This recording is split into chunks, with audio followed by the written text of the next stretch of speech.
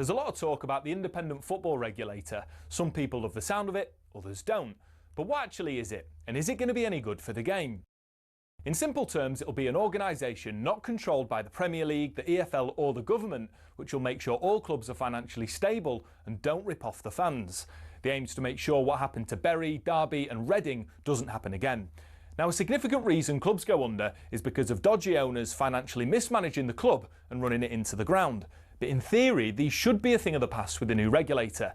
They'll be able to use data from the National Crime Agency to perform stronger fit and proper persons tests and can even force owners to give up their stake in a club, which for certain supporters might be a welcome relief. It's likely good news for the EFL. The tension between them and the Premier League over a fair financial deal has been increasing in recent years. As it stands, talks have broken down. The Premier League backed out of recent negotiations, but the regulator will have the power to force through a deal, meaning more money for clubs lower down the pyramid. Now, this might sound simple, but in reality there's concerns this will open a legal can of worms, which could result in messy court cases involving the Premier League and the regulator. Parachute payments will be brought under the control of the regulator too. If they reduce them, it could mean a wider variety of clubs securing promotion to the top flight, but critics reckon it'll just mean the gap between the Premier League and EFL actually widens, as promoted clubs won't get as much money, which should normally be used to buy better players so they can compete. And current Premier League clubs have said if there were no parachute payments, they'd actually invest less, which would harm the quality of the top flight. And if clubs don't invest, then you'll get exactly what the EFL don't want, which is the same three clubs going down every year. And remember when Cardiff's owners changed the club's colours and badge? Well, in future, fans will have to approve any major changes to their club's heritage.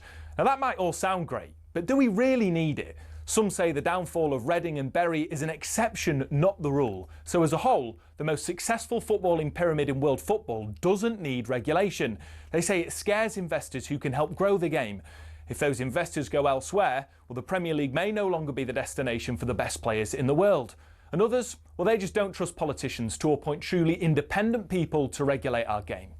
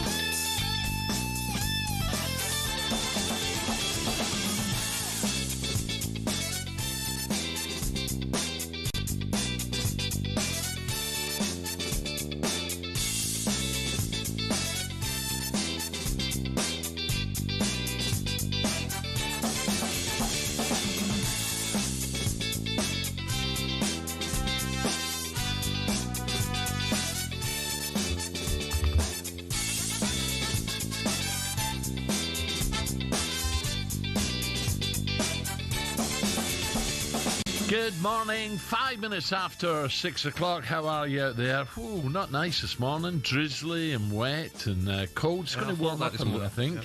Yeah. This is talkSPORT Breakfast with Arnold Clark. Get the UK's best used car deals guaranteed. Gabby's alongside me. Morning, Gab. Good morning, Mr. Brazil. How are we? Yeah, good. Did you come down last night? Yes. We put up in a 5-star hotel again? I wish, mate. I'm still waiting for the invite to stay at your house. You know, we have a few... Yeah, you couldn't handle it, the drive in the morning. You know, as usual, London comes to a shuddering halt. Yeah, what's the problem? All the tunnels shut, roadworks. It's just a joke. It's time for flying cars. I feel sorry for the cabbies. I was in a cab yesterday, and we were having a good chat about it. He says, Gabby, like the traffic now, Al. All the little side roads are closed. Yeah. There's no little shortcuts now for the cabbies. London's a nightmare, mate. If you're coming in this morning, tough. You've had it, honestly. Everywhere closed. The tunnels. You know, they shut last night at 10 o'clock. You know, 7 hours, it's still not ready. Yeah, what are they doing? It's best that we don't go into that, mate. Well, no, it was a bumper night of football in the Champions League and Carabao Cup. Did the Villa win, Gab? Draw. Oh, dear. Yeah, no, they didn't. We did. We drew. No, are you still in the cup? That's more the question. We've got bigger cups to worry about. Europa League. Here's how that sounded across the talkSPORT network. Martinelli with his first touch is onto it. He's beyond the defender. He's into the area. Martinelli scores! Trossard, can he get the shot in? He does! Match day 1 ends in victory. Athletic Bilbao 0, Arsenal 2. Sheffield Wednesday 0, Grimsby Town 1. The Voyaging Mariners, they're through to the 4th round of the Carabao Cup. Up steps Damsgaard, right-footed, slides it into the bottom corner. Redford are through. The Bees make it to round 4, looking at another Premier League side as they did in the last round. This time they've done for Aston Villa, but they needed penalties to do it. Imaku right-footed, it's saved! And Crystal Palace have beaten their South London rivals. Crystal Palace's cracking cup form continues. Tottenham 1, Villarreal 0. Villarreal goalkeeper Luis Junior. He's ended up pushing the ball into his own net. It's a nightmare for the keeper. It's unbelievable. Tottenham make a winning start to their Champions League campaign. They'll struggle to get out of the Champions League group phases playing like this. They have to raise the level. An ugly victory, but a victory nonetheless. Okay, I'll give you Champions League results in a moment. Arsenal and Tottenham both got their Champions League campaigns off to a winning start. Well, the Carabao Cup, Palace got past bitter rivals Millwall on penalties. Ooh, tight. Grimsby's fairy tale continues. They got past Sheffield Wednesday at Hillsborough. Wednesday are just having a nightmare, aren't they? I spoke to someone, where was it, at the golf on Friday. Wednesday fan, he just shook his head, said, our club is gone. It's gone. It's going one way, isn't it? Big club. It's going down, downwards. Gabby's Villa, they did finally score. Harvey Elliott, courtesy of a terrible error by Brentford keeper, but the Bees picked themselves up, dumping Villa out on spot kicks. Manager Unai Emery, however, was keen to count the positives. Overall, I think we improve things and we have to be positive, and it is frustrated for the result, we are out, but we have a lot of challenges in front to face this year, and next Sunday Sunderland, then we are starting Europa League, and of course we have to try to build the team again, strong. Some players they play today, they are progressively getting better, getting fit. Harvey Elliott scored 1 goal. Okay, positive things than the result we lost today. Gab, listen, Villa are not going to panic, are they? You know, it's on a... What are you laughing at? Nothing. What are you laughing at? Nothing. Just drop the water. That's all right. Yeah. They're not going to...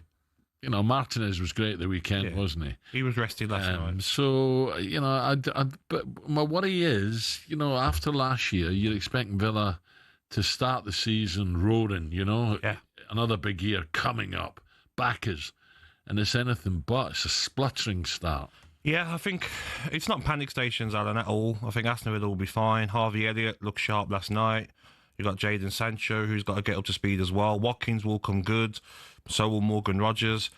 I think last season, maybe, as an Aston Villa fan, you were probably spoilt, you know, with the highs of the Champions League, beating Paris Saint-Germain at home, but still going out in the latter stages of a competition. maybe it's one of the seasons now, Al, because of the PSR problems and not be able to spend and freshen up the squad, losing Jacob Ramsey, other top players.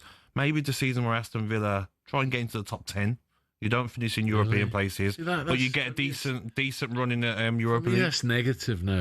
I'm not saying you're negative, but thinking, we've got to finish top half, that's negative from a Villa. I want to finish What can you do, though, Al? 4th. Yeah, but it's okay saying that when you haven't got the squad of players. If you look at what Chelsea have spent, Liverpool, Arsenal, Manchester City, Spurs, all these teams are spending money. Aston Villa only brought in Gesson. And this is because you don't earn enough, basically. Yeah, so basically, our revenue and our wages are too high. So we're getting in trouble everywhere with financial problems. So Harvey Elliott, what do you make of him? I like him. I think he's going to be a big player for us off the right-hand side or in that number 10 position. Morgan Rodgers will come up to speed. We've got injuries to come back as well. Aston Villa will be fine. It's just the start of the season has not been great. Teams will go through bad spells through the season. Aston Villa's is now. 2 quick games, Gab. I want to talk about Jack against his old boys. Done well. Done well, played well, enjoyed it.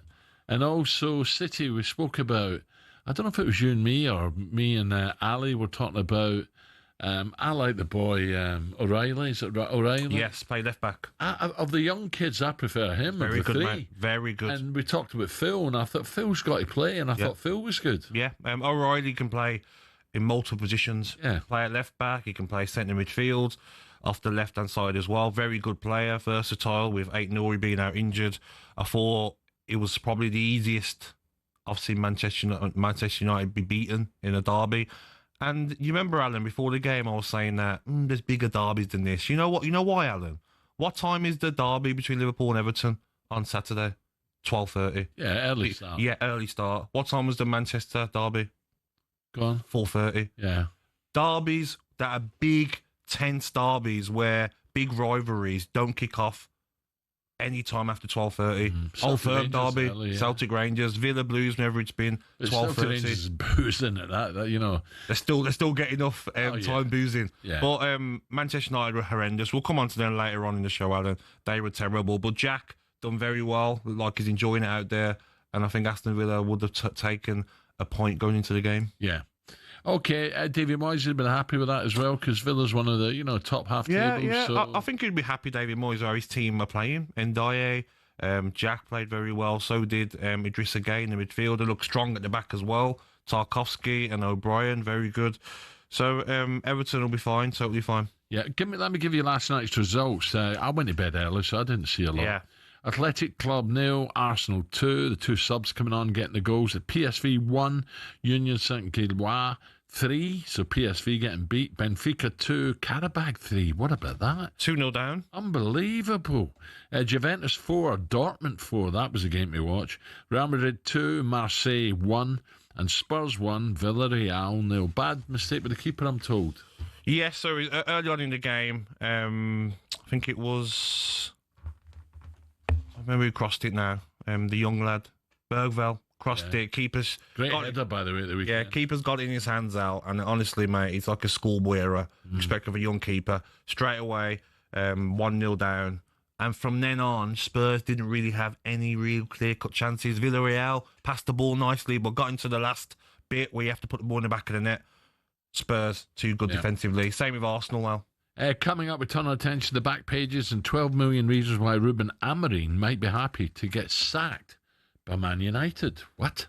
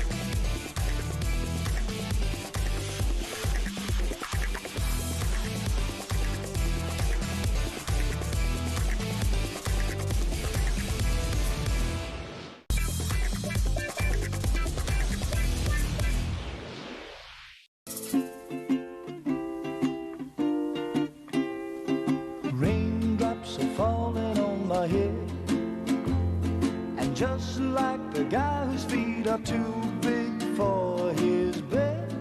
Nothing seems to fit. Those raindrops are falling on my head. They keep falling. So I just did me some talking to the sun. And I said I didn't like the way he got things done. Sleeping on the job. Those raindrops. This is talkSPORT Breakfast. Gabby alongside me, right? Raindrops keep falling my head there. Of course, the classic soundtrack to Butch Cassidy and the Sundance Kid. Very sad news bringing you this morning about the passing of Robert Redford. Brilliant. At the age of 89, a true legend of the film industry. He won an Oscar for both Best Director and Best Actor. God, where do I start? How big was he? He was magnificent. He was class. Good-looking guy as well. The Sting was a classic. Butch Cassidy, Sundance, The Way We Were. I've missed loads. All the President's Men was that one. It was just magnificent. Was he the Brad Pitt of that generation? Oh, without a doubt. Yeah. He was a superstar. Big. He wouldn't be a Trump fan. He was a big Democrat. Okay. And he wasn't Oscar or Emmys. He had his own Sundance festival, so he was out in the mountains and the ski resorts and stuff. Yes. It was legendary, though. Oh, but listen, was 89, I think? 89, yeah. That's a brilliant age to take that, don't you? You take that, 89 all day. 69. That's 25 more years for you, isn't it?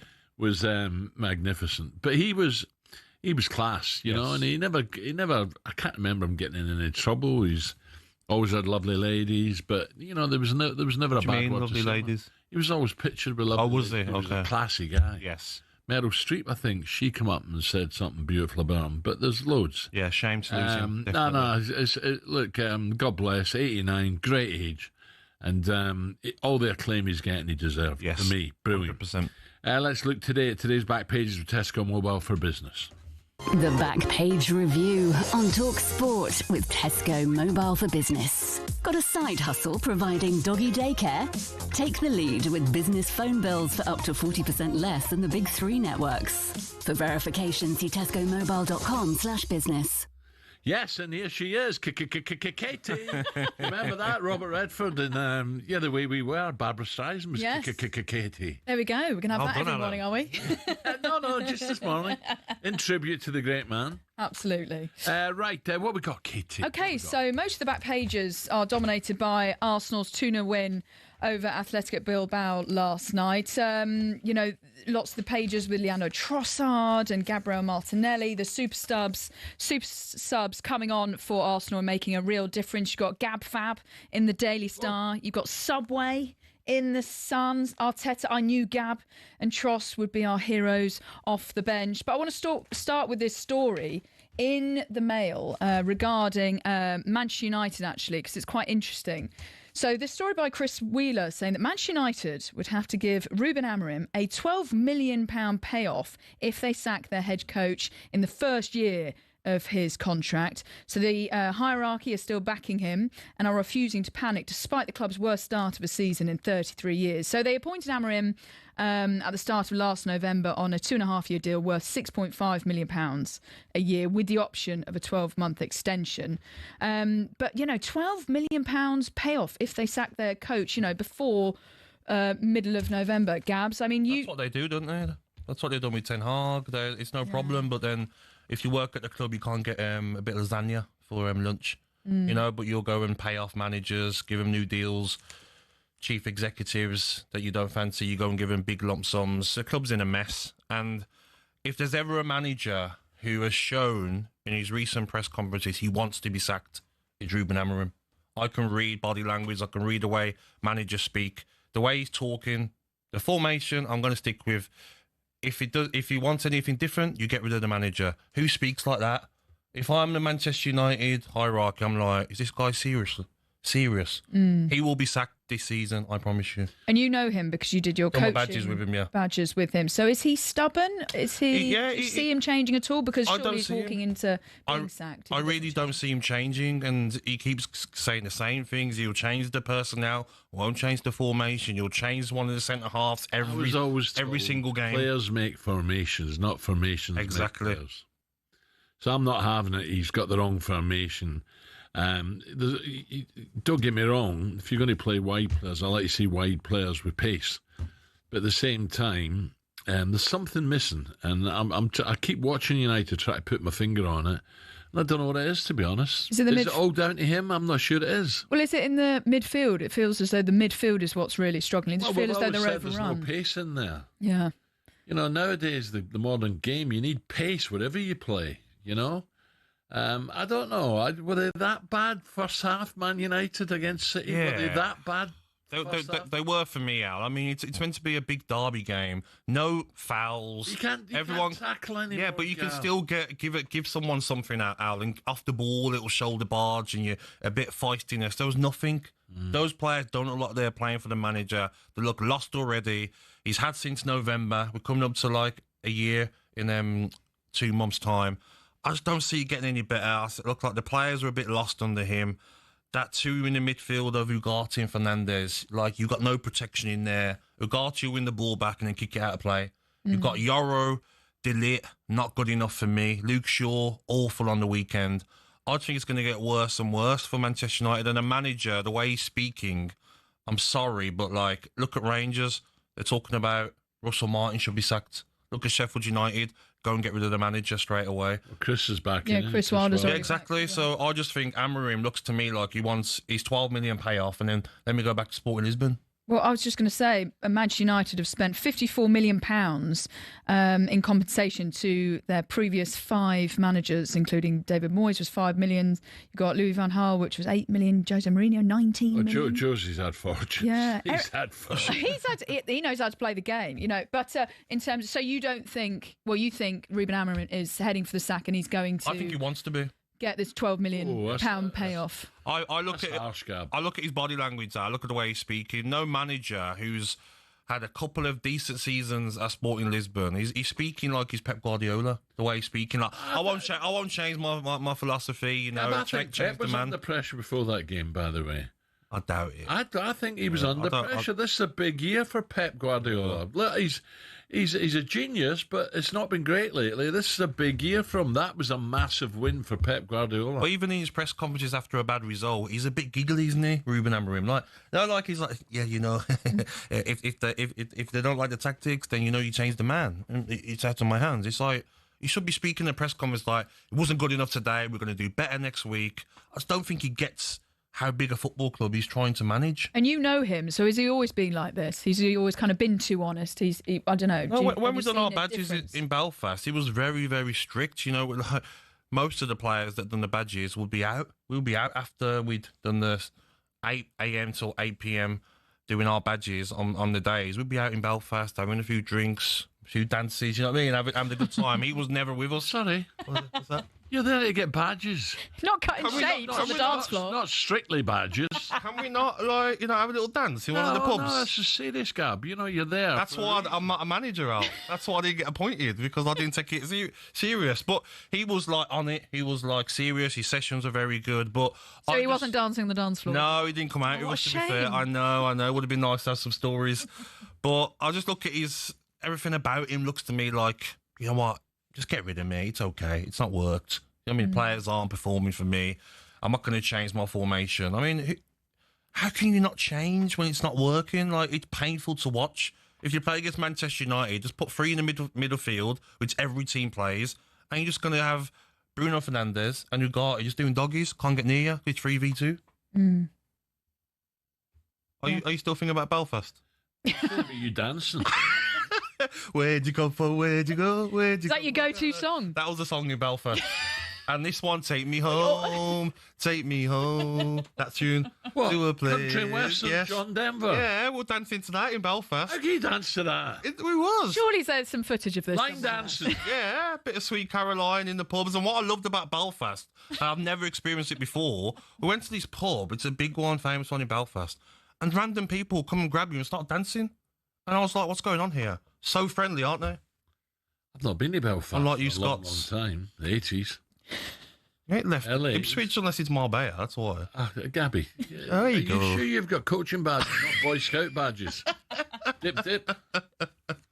Katie, thank you. That was a look at today's back pages with Tesco Mobile for Business. So Gabby reckons he wants to sack old Ruben. Coming up, we bring you a new feature.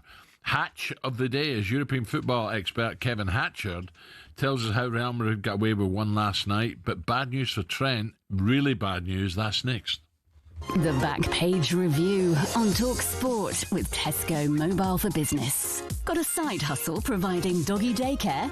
Take the lead with business phone bills for up to 40% less than the big three networks. For verification, see tescomobile.com/business.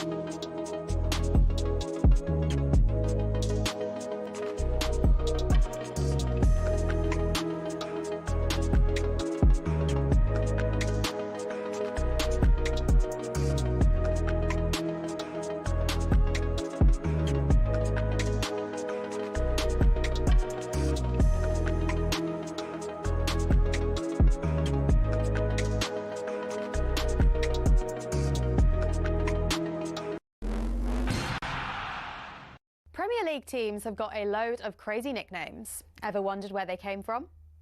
Some are pretty straightforward. Arsenal are the Gunners because they were founded by a group of munitions workers, and Bournemouth are the Cherries because their old stadium was built right next to a cherry orchard. Then there's Everton. They're dubbed the Toffees, but why? Well, because when the club was formed, just down the road there were two local toffee shops. Ipswich Town nicked their nickname off their opponents in the late 90s, Birmingham.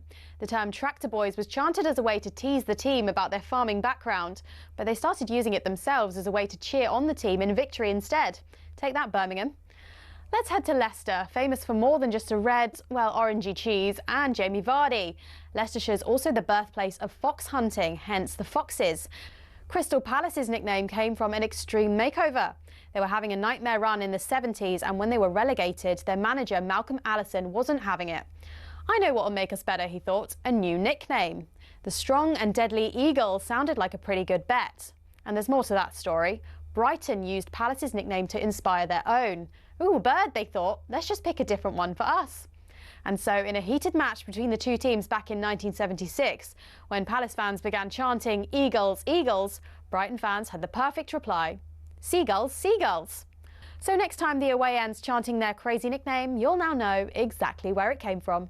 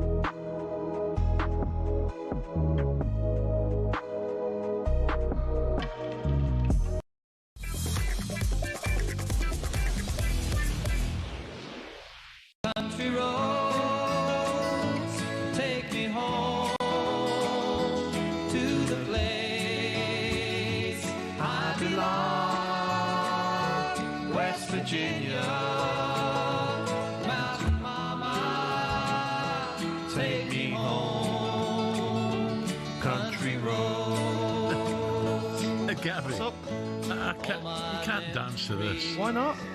Can't. You can't have a slow dance.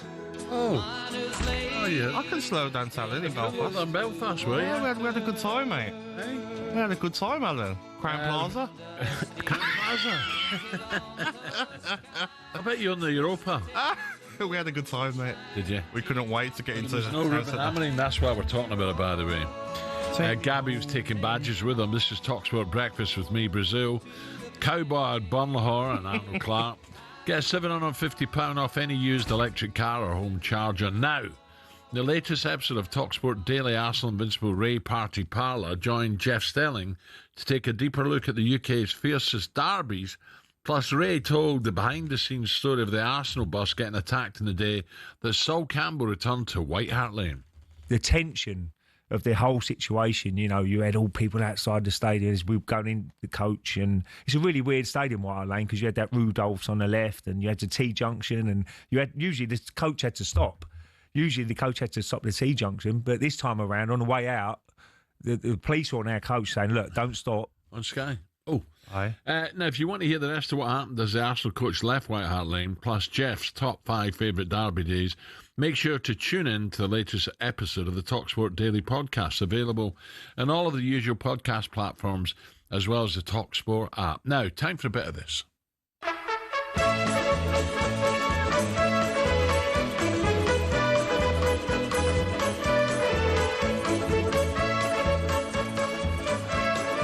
How are we, chaps? Well?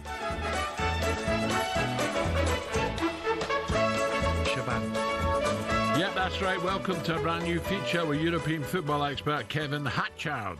We're calling Hatch of the Day. After every night of the Champions League football, Kev will be with us. Look back at all the best action from last night, which you may have missed. Kev, a very, very good morning. Good morning, Kev. Morning, guys. How we doing? I don't know about you, Kev, but last night you sort of... It came up too quick for me. I wasn't really prepared for Champions League last night. There were some belting games, weren't there? I mean, loads of goals, loads of great stories.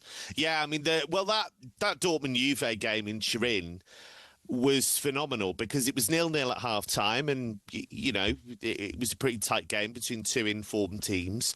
Then just exploded. We had 8 goals in that second half. Dortmund were 4-2 up in stoppage time. Whoa. And Juventus were able to score twice in that stoppage time. And Lloyd Kelly, yes, who used to play for Bournemouth and Newcastle, of course. 2-2. Now, he had scored, he'd scored at the weekend in Juve's 4-3 win against Inter. And he came up with the equaliser to make it 4-4. It was only the second time in Champions League history that you got 8 goals in one half. That was in the 9-2. Last season by Dinamo Zagreb. I sacrificed the Villa game and I watched Spurs game on my iPad, and on my phone I watched Real Madrid. Trent went off injured, looks like a hamstring. That's going to be at least a month, isn't it? Carvajal gets sent off for a little head nudge. Vinicius Jr. on the bench, the wonder kid Mastan Tuoni, the 18-year-old, he done very well. But talk to me about that penalty. Deary me, the second one. It's never been handball.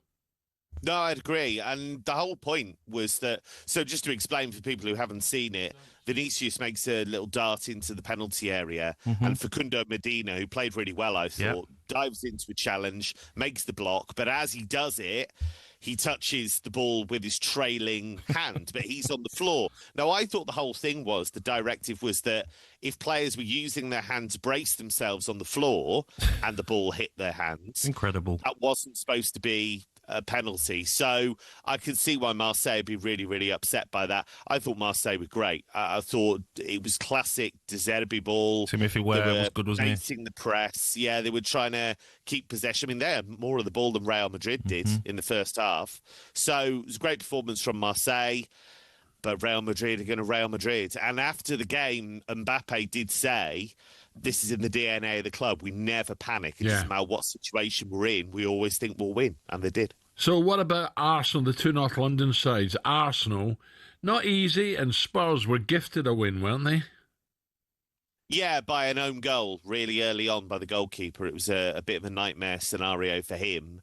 It wasn't a great game. I think there was only one shot on target in the whole match. But I actually thought that was a great start for Spurs because Villarreal have been playing pretty well in La Liga in general. Marcelino was a great coach.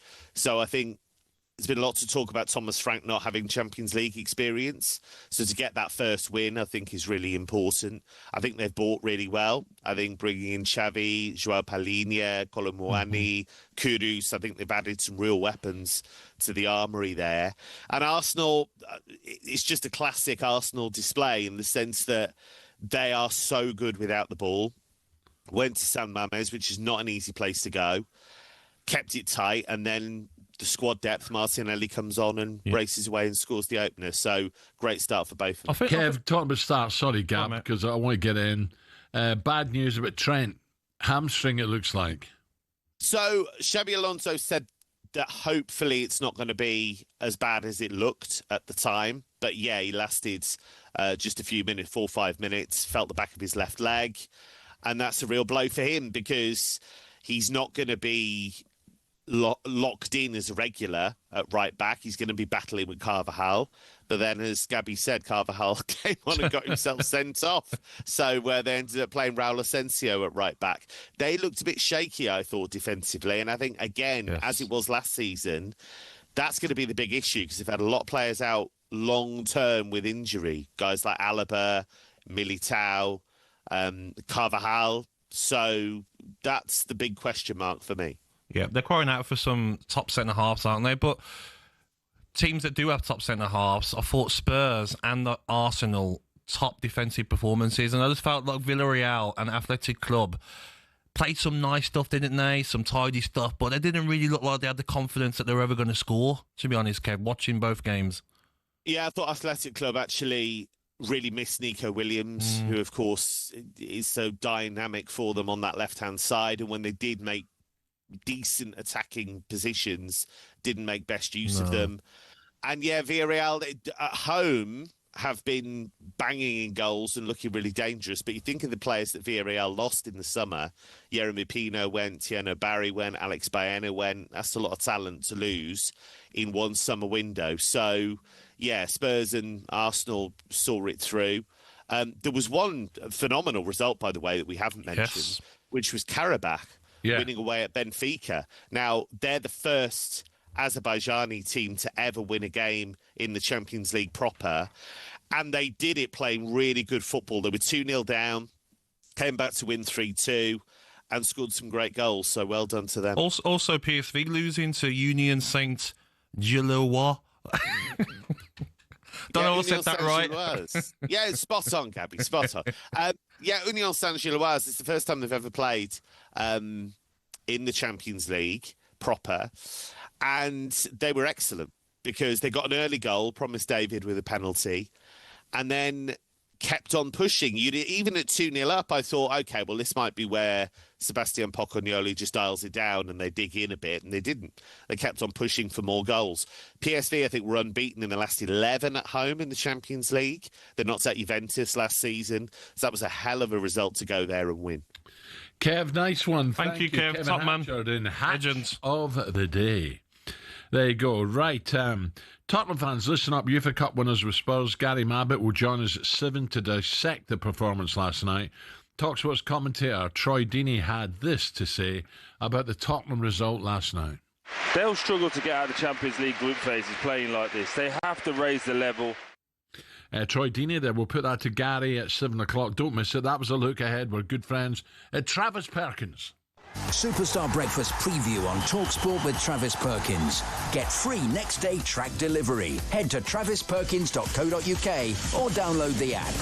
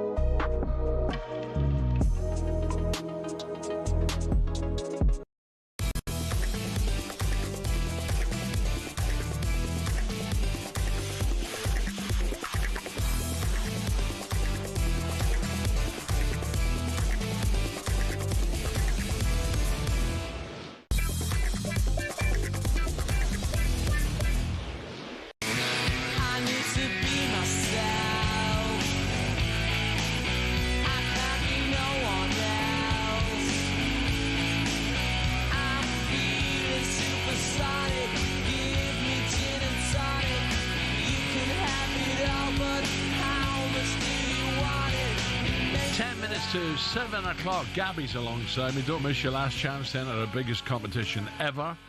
£25,000 cash and tickets as well to see Oasis live at Wembley on Saturday, September 27. Yes, 25 grand cash and Oasis tickets, September 27th, 2025. You have till 9 a.m. this Friday, so you've got to be quick. 9 a.m. this Friday to enter, and here's how you do it. 18 plus, UK excluding Northern Ireland. For a chance to win, text the word Oasis to 83338 and you're in the draw. Text costs £2 plus one standard network rate message. You must have the bill payer's permission. Or you can enter for free by calling 0330 880 338. All entries must be received by the 19th of September at 9 a.m. This is a talkSPORT limited promotion run on talkSPORT, Talk and Virgin Radio UK stations. Full terms and conditions at talksport.com. Now, the Oasis brothers, among the many from Manchester and beyond, who have paid tribute to the multiple-time world boxing champion Ricky Hatton. What a shock that was, who tragically passed away on Sunday, aged just 46. It was awful to hear that, wasn't it? Oh, 100%. We were talking earlier about Robert Redford at 89, but 46. No age. Come on, it's shocking, isn't it? What a legend, though, Alan. I mean, when I used to be a young kid. Been here a few times. Yeah, when I used to be a young kid watching his fights, especially the Pacquiao-Mayweather ones, the crowds that he took there, 40,000 in Brits went to watch Ricky Hatton in Las Vegas. I was for the there. Mayweather fight. Yeah, you remember you going, yeah? Dreadful news, and I feel for his very big family. Yeah.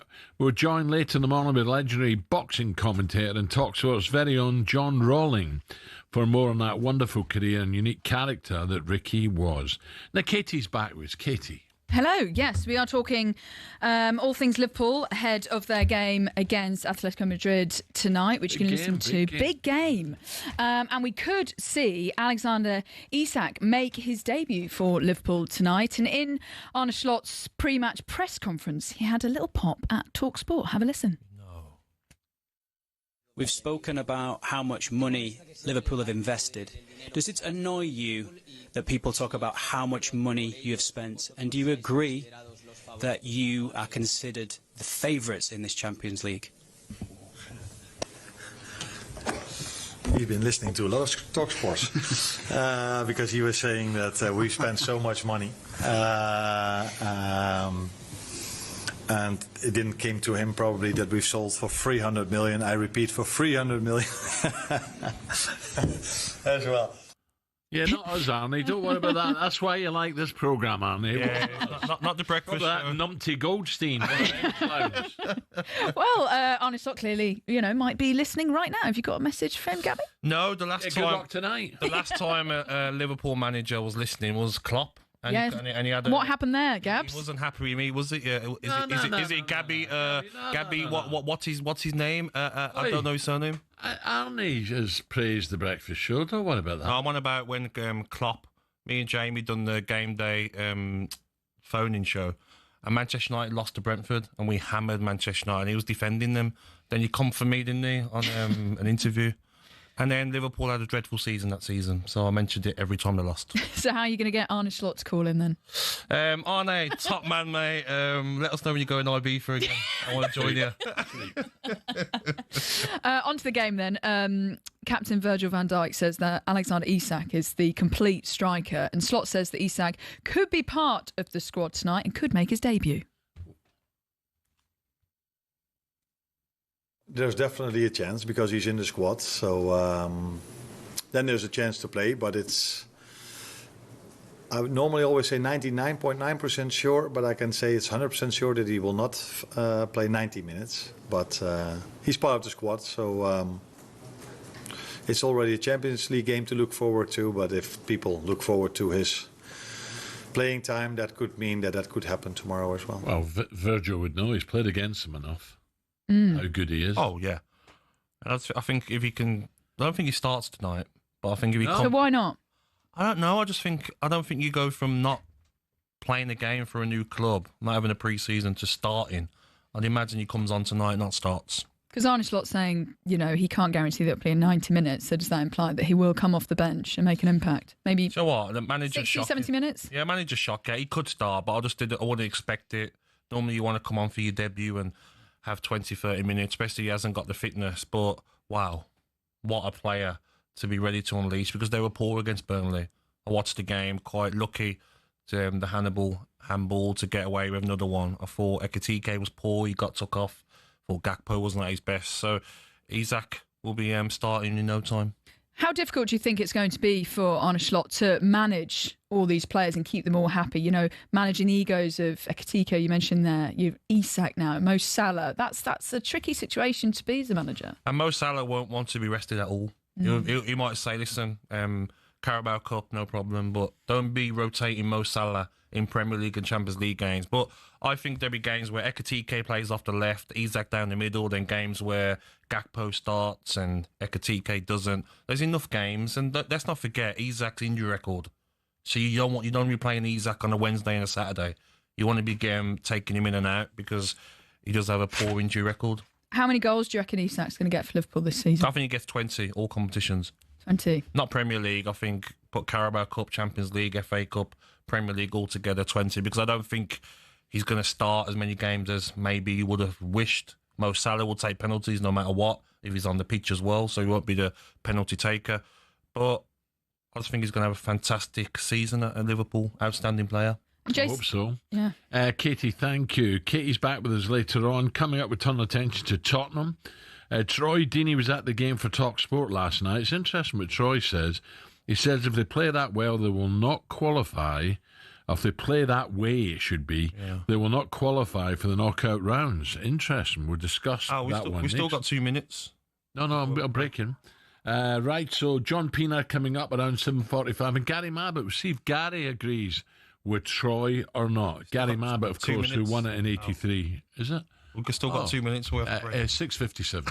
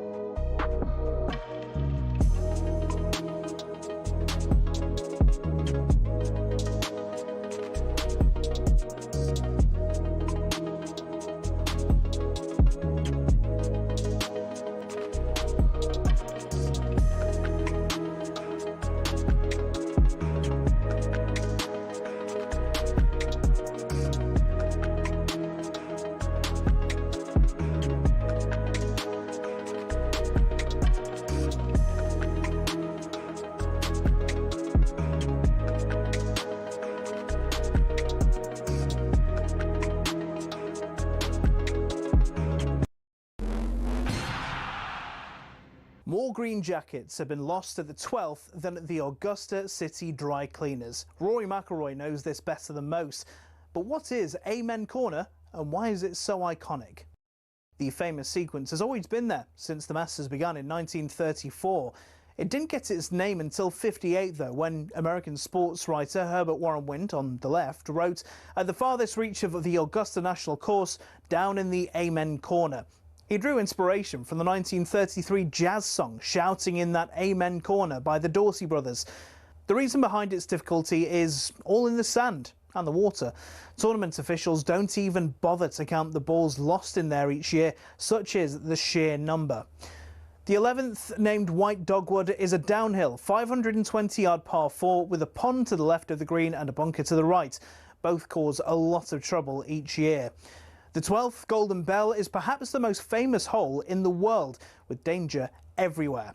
Many aim for the flag, but look, get it even slightly wrong, and you're in the azaleas at the back, or the bunkers at the front, or even worse, Rays Creek. Or you can play it safe and aim for the open green on the left. You chicken. Tiger Woods once said, if you make 4 bogeys from Thursday to Sunday, you're doing well. And the highest ever score on that hole? 13. It's a par 3.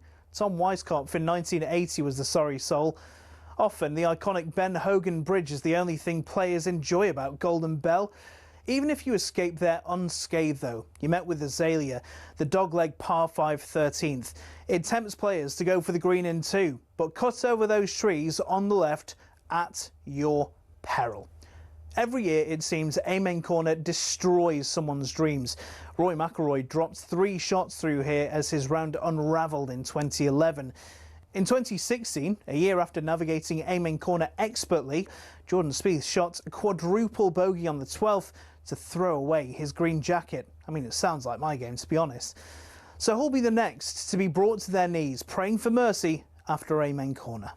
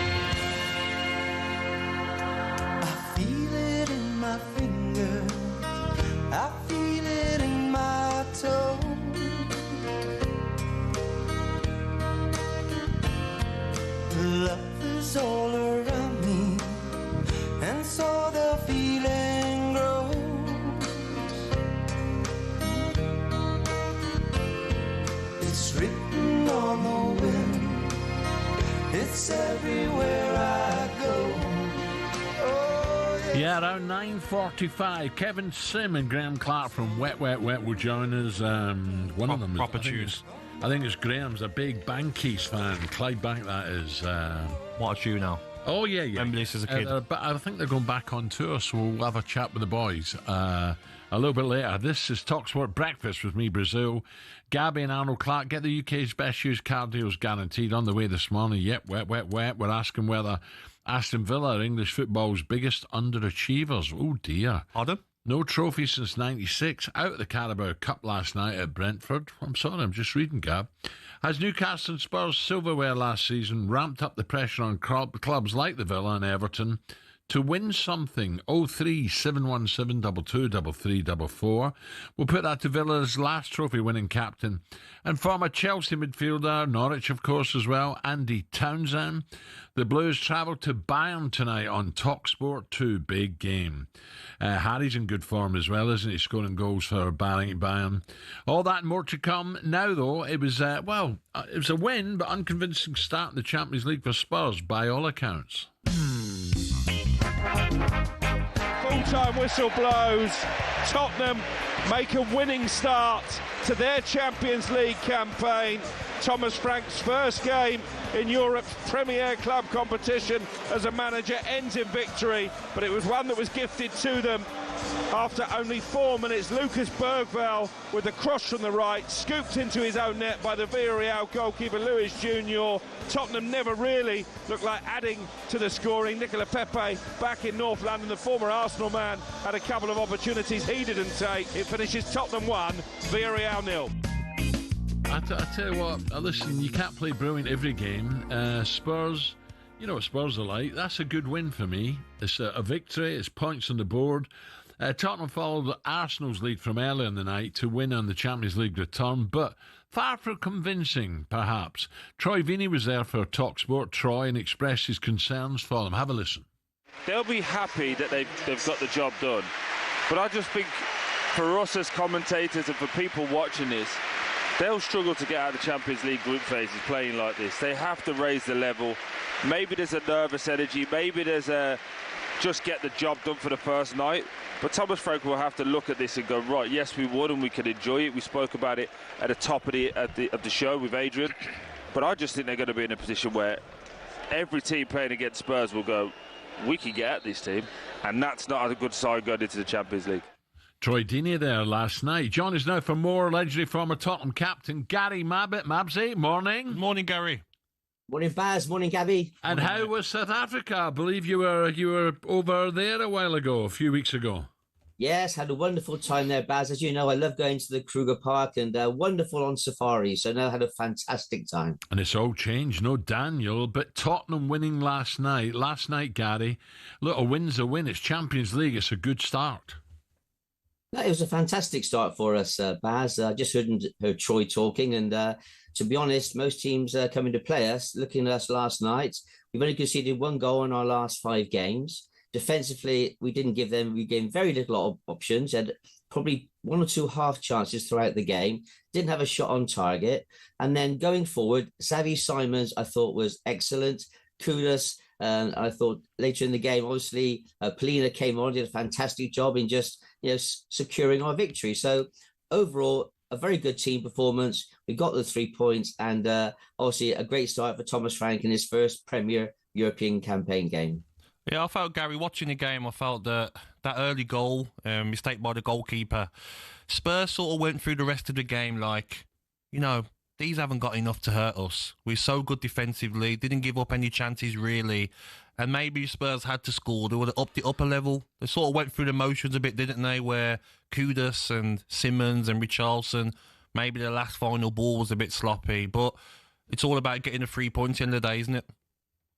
No, Gary, absolutely correct. And we started extremely well. I mean, Lucas Bergvall for his cross for the goal was a fantastic ball into the box. Luis Junior, I'm afraid, trying to stop the ball going across the box for a cross that was coming in, obviously somehow managed to squirm it into his own goal. And obviously he'd have been inconsolable after the game. But no, it was a great start for us. And then, as you say, it was a tough game. Both teams worked hard defensively.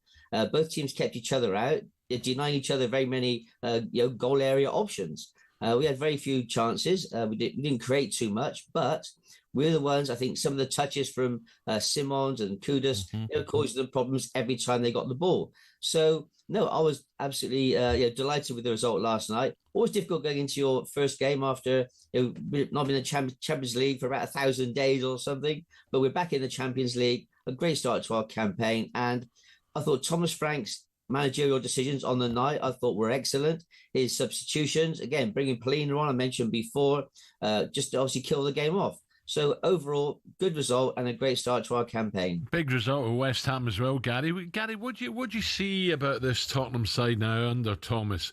Do you see them more defensively solid, or what's, it's early days yet, I know that. First impressions, what do you think?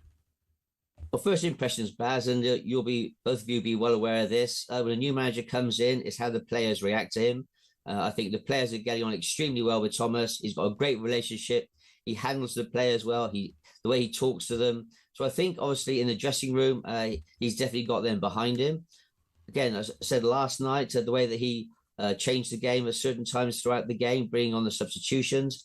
And I just feel that he can change the game at different times as he wants to. I think he will be certainly more defensive at times when we need to play it in that manner. But no, he's come in. The players are very happy with him. And so far this season, great start against Burnley at home, great win at the Etihad against Manchester City. And then, of course, beating West Ham last weekend and now winning last night. So a very good start to the season. Yeah. But unfortunately, Baz, we conceded 1 goal in our last 5 games, which I think is a remarkable start to the season for us. I think as well, you look at Spurs, they've got options now. You maybe if you're playing and you want to play a bit more defensive, you can play Bentancur, you can play Sarr, you can play Bergvall or Paulinho. But if you want to change it up a little bit, you can take one of those players off. You can maybe put Xavi Simons into the number 10. You can put Tal or Odegaard on the left. When James Maddison's back, it adds to attacking options. It's nice to have different ways of playing against different teams, isn't it? No, Gabby, that's exactly correct. We got some great youngsters coming through the ranks who gained a lot of experience last season. And obviously the players that we brought in, I think, are going to be excellent players. Certainly, Xavi Simons is certainly catching my eye at the moment. There's some great touches last night. And as you say, we've got plenty of options. And more importantly, chaps, that's what means is that there's a lot of competition for places. Yes. And that always raises the standard of play. You both know how much the competition is on the training ground. I'm sure both of you would have realised there were probably a few sort of harsh challenges at times and some fights even during training. But no, that's what the competition is there. That's what we need to get. We want to go to the next level, and we believe with this squad of players, with Thomas Frank in charge, he can take us to the next level. Next one, Mabsy. Talk later. Top man, Gary. Thank you. Cheers, Gary. Cheers, guys. There's probably more challenges in the training ground now than there is in the games. I don't see tackles in games now. I do understand with any tackle now, you're going to get booked or it's going to be a red card for something not too bad. But what we spoke about earlier, Al, the Manchester derby. I mean, when you're getting... there was a stage where... Well, the Celtic Rangers game was the same. It was the Haaland second goal. O'Reilly megs a player. Foden does a little trick to Doku. Doku puts Haaland in. No challenge has been made in that whole process of the goal. Manchester United fans leaving early must be thinking, come on, someone just put a challenge in. Right, the talkSPORT Network brings you 2 more live Champions League commentaries tonight. Liverpool at home to Atletico Madrid, cracker on talkSPORT, and a repeat of the 2012 final on talkSPORT 2. Chelsea big game take on Bayern Munich over in Munich in Germany at their lines. We've also got Newcastle against Barca, Man City versus Napoli across the 2 stations on Thursday. Don't forget that. Coming up, Gabby will tell us why he thinks Raheem Sterling deserves another chance at Chelsea. Coming next.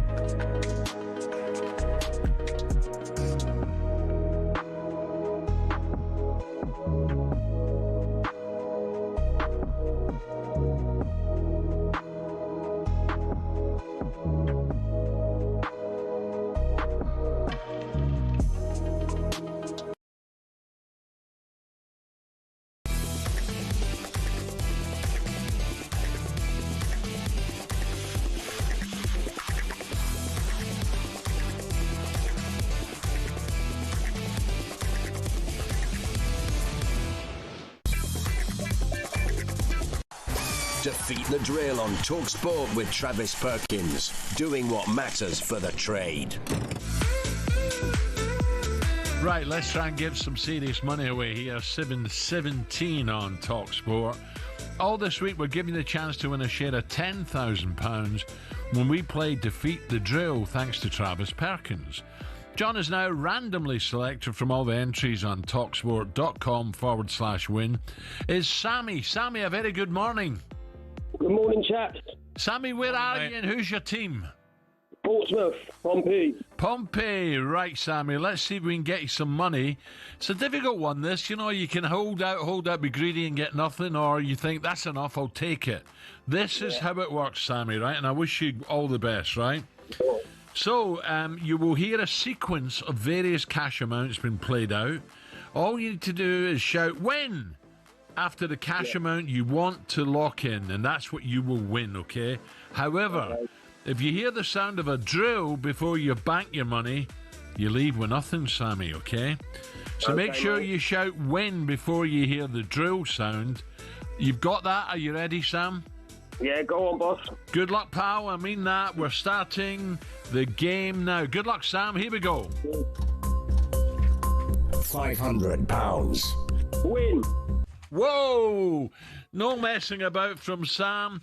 He's going to take the 500 quid. Let's listen, Sammy. I don't like this bit in this competition, but you've got 500 quid, so that is brilliant. That's a great. That's a bit of cash. That's brilliant. Let's have a listen and see if you made the right choice to shout win when you did. £1,200. £1,400. £900. £700. £1,900. Ooh, Sam, listen, mate. Well done, you, right? 500 quid, that'll get you a new season ticket at Pompey, won't it? It could have been more, it could have been less, you'd be gutted, but 500 quid on a Wednesday morning, well done to you, pal. It's more than I had yesterday morning. Well done, mate. Sam, brilliant. Keep listening. Thank you. There you go. Sammy's won 500 quid up the Pompey. If you think you can defeat the drill, enter online now at talksport.com/win. Well done, Sammy. All down and all thanks to Travis Perkins. Defeat the drill on talkSPORT with Travis Perkins, doing what matters for the trade. Oh, if you'd have just gone one more, eh? I know. It's difficult, isn't it? You know, don't know when to go, do you? Well, Sam said it's 500 quid more than he had yesterday. Exactly. So that's a lot of money. Of course it is. Well done, Yes, Sam. it is. Massive money. OK, talkSPORT Breakfast, Alan Brazil and Gabby. Right, Chelsea kick off the Champions League campaign tonight with a similar old foe. Aimed in towards Didier. Drogba gets a header in, and he scores in the final few minutes of the European Cup final. It's Bayern Munich 1, Chelsea 1. Chelsea haven't played in the Champions League since the 22-23 season. Europe is really important for them in terms of their ego. Drogba steps up, right-footed, and wins the European Cup for Chelsea. Absolutely extraordinary. Bayern on any given day can take the game away from you in the first half. And Isak with a cross towards Harry Kane. And Harry Kane into an early lead. Having said that, they're a very good Bayern side, but it doesn't feel like they're the greatest Bayern side. Chelsea can now say, European trophy collection, completed it, mate. I promise you, that group of players will be better by a marginal difference from winning that trophy. The increased competition, the fact that you can't really have two separate squads for it, how do they deal with that? Chelsea are going to be asked that question very, very early on. Wow, would he be worth now, Drogba, Didier Drogba? Over 100. Incredible. 100%. Power, top pace, player. finish, Yes. everything. Yeah, so repeat of the 2012 Champions League final as Chelsea head to the Alliance Arena to take on a strong Bayern Munich side with the prolific Harry Kane leading the line. The game will be live on talkSPORT 2 from 8 p.m, okay?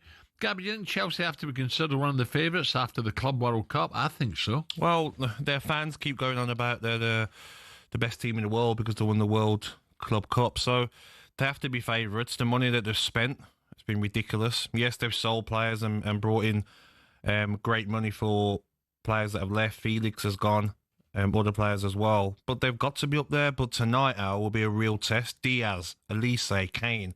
That's a frightening front three there. Let's see how this Chelsea defence goes up against them. Yeah, this is a tricky one. Blues winger Raheem Sterling laid bare the brutal reality of Chelsea's bomb squad after being forced to train alone at 8 o'clock at night. Now, I'll stop there. I'll pause there, Gab. That is... I don't think that's right, personally. No. Al, I've seen it at Aston Villa with players. I remember under Paul Lambert, there was a bomb squad had to go and train together on their own. Players felt like, can't speak to the bomb squad group. Don't want to get caught speaking to them. It makes you feel so low. And for Raheem Sterling, Alan, yes, last season wasn't at his best. 17 Premier League games for Arsenal, only 4 starts, no goals, 2 assists. But he's only 30, Raheem Sterling now. 82 England caps, 20 goals, 4 Premier League titles, 5 League Cups, 1 FA Cup, and he's training on his own, being treated so badly by the manager. And this is the problem that I have with some fans, because they moan about players like Isak, like Wissa, wanting to leave. But when a club doesn't want you, they will treat you like absolute garbage. They will make you train at this time. They'll make you sit in the change room on your own away from your teammates. What about Raheem Sterling's mental health? What about Disasi's mental health? Well, people, right, let me throw the other side of it. Because you're earning £300,000 a week. I think it's wrong, but by all accounts I'm reading, he earns $325,000 a week. So it's fine. Until at least January. I'm not saying that, Gab. I think it's wrong. He should not be... If he's got to train his own, fine, but not 8 o'clock. No. But as well, Al, listen, money's not everything. Raheem Sterling earning £300,000 a week has got nothing to do with his... enough anyway. Of course, yeah, but it's got nothing to do with his mental health of being on his own training at that sort of time. You've been taken away from your teammates you're close with. You're used to coming in at 9 a.m, training at 10 with your teammates. I just don't like it. I don't like anything about it. What harm is Raheem Sterling going to cause training with that Chelsea team? Why can't he be on the opposite side when you're doing shape? Do you know what I mean? Now, I just doesn't sit right with me, and I don't. Unless he's in the dressing room bad mouthing people. Yeah, he's not that sort of lad. Well, it makes me dislike managers that do that to players. Maresca, you're better than that. Think about players' mental health as well, because money isn't everything. Raheem Sterling earning £350,000 a week has nothing to do with him and where his head is at the moment. And people will throw that out there. I can imagine now people listening, he's only on £300,000 a week. Can I just say this? Got to go in for an hour. So the men at Chelsea on $325 a week till at least January, 8 o'clock at night on your own, you're not going to put it in. Even if they've got a coach there to coach you that night, you're not going to put it in, are you? You're just going to go through the motions. Of course you are. But maybe Raheem Sterling's thinking, you know what? I need to have a good session. I need to get something out of it because he wants to keep fit.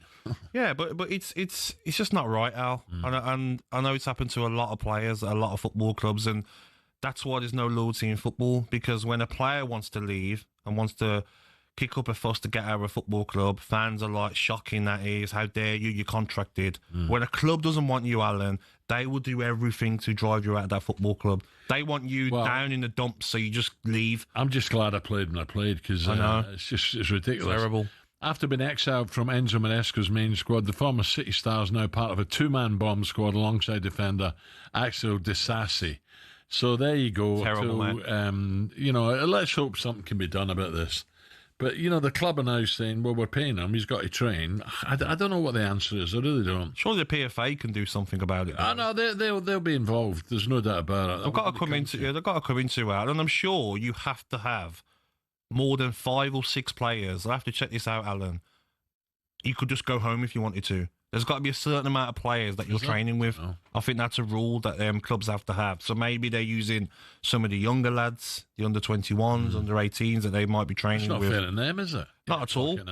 But as well, Alan, sometimes when it happened at Villa, I seen like the older players will go and kick the young players because you've lost your head at being in the bomb squad. You've got to go and train with these under-18s who are at it, they're hungry to succeed, and they're running past you and you're just kicking them. I saw that all the time. Does that happen to you? No. Couldn't get near them. So coming up, oh no, Gabby. Up next, we ask Gabby whether Villa are the biggest underachievers in English football. 03717 22 3344. That's the number to have your say. Coming next.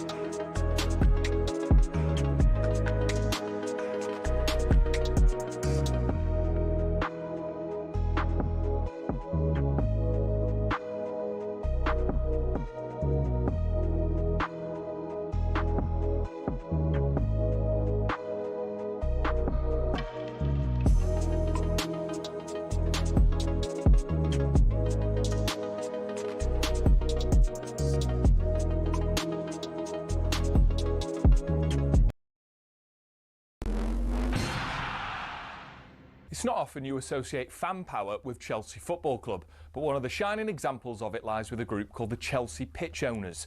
And they've proved to be the thorn in the side of owners past and present who've been dead set on moving stadiums to a larger, more lucrative piece of land. Essentially, the supporters group holds the freehold to the land on which Stamford Bridge sits. Former owner Ken Bates set it up at a time where some unruly property developers tried to evict the club from their ground. In order to prevent this, he established the CPO as a company that owned the pitch and offered the fans the chance to buy a share for £100. As well as that, they also own the rights to the name Chelsea Football Club, so if any owner wants to take them elsewhere, they can't be called Chelsea without the approval from the CPO. Now, in 2011, Roman Abramovich tried and failed to move them away from Stamford Bridge, and this has set a precedent for Todd Boehly and the current power brokers at Chelsea. They know any plan which involves moving from Stamford Bridge will require CPO approval from the now 13,000 fans who own it. There are fans who are concerned that if they stay at the bridge, they'll be left behind their domestic and European rivals who are moving to more commercially successful stadiums. But for the heritage and history lovers, Stamford Bridge is one of the iconic English stadiums, and to move away would be a grave mistake. It might not be as flashy as others, but stadiums like it have something about them that cannot be replaced. One thing's for sure, if Boehly wants to take Chelsea away from their home, he'll have to go through the CPO first.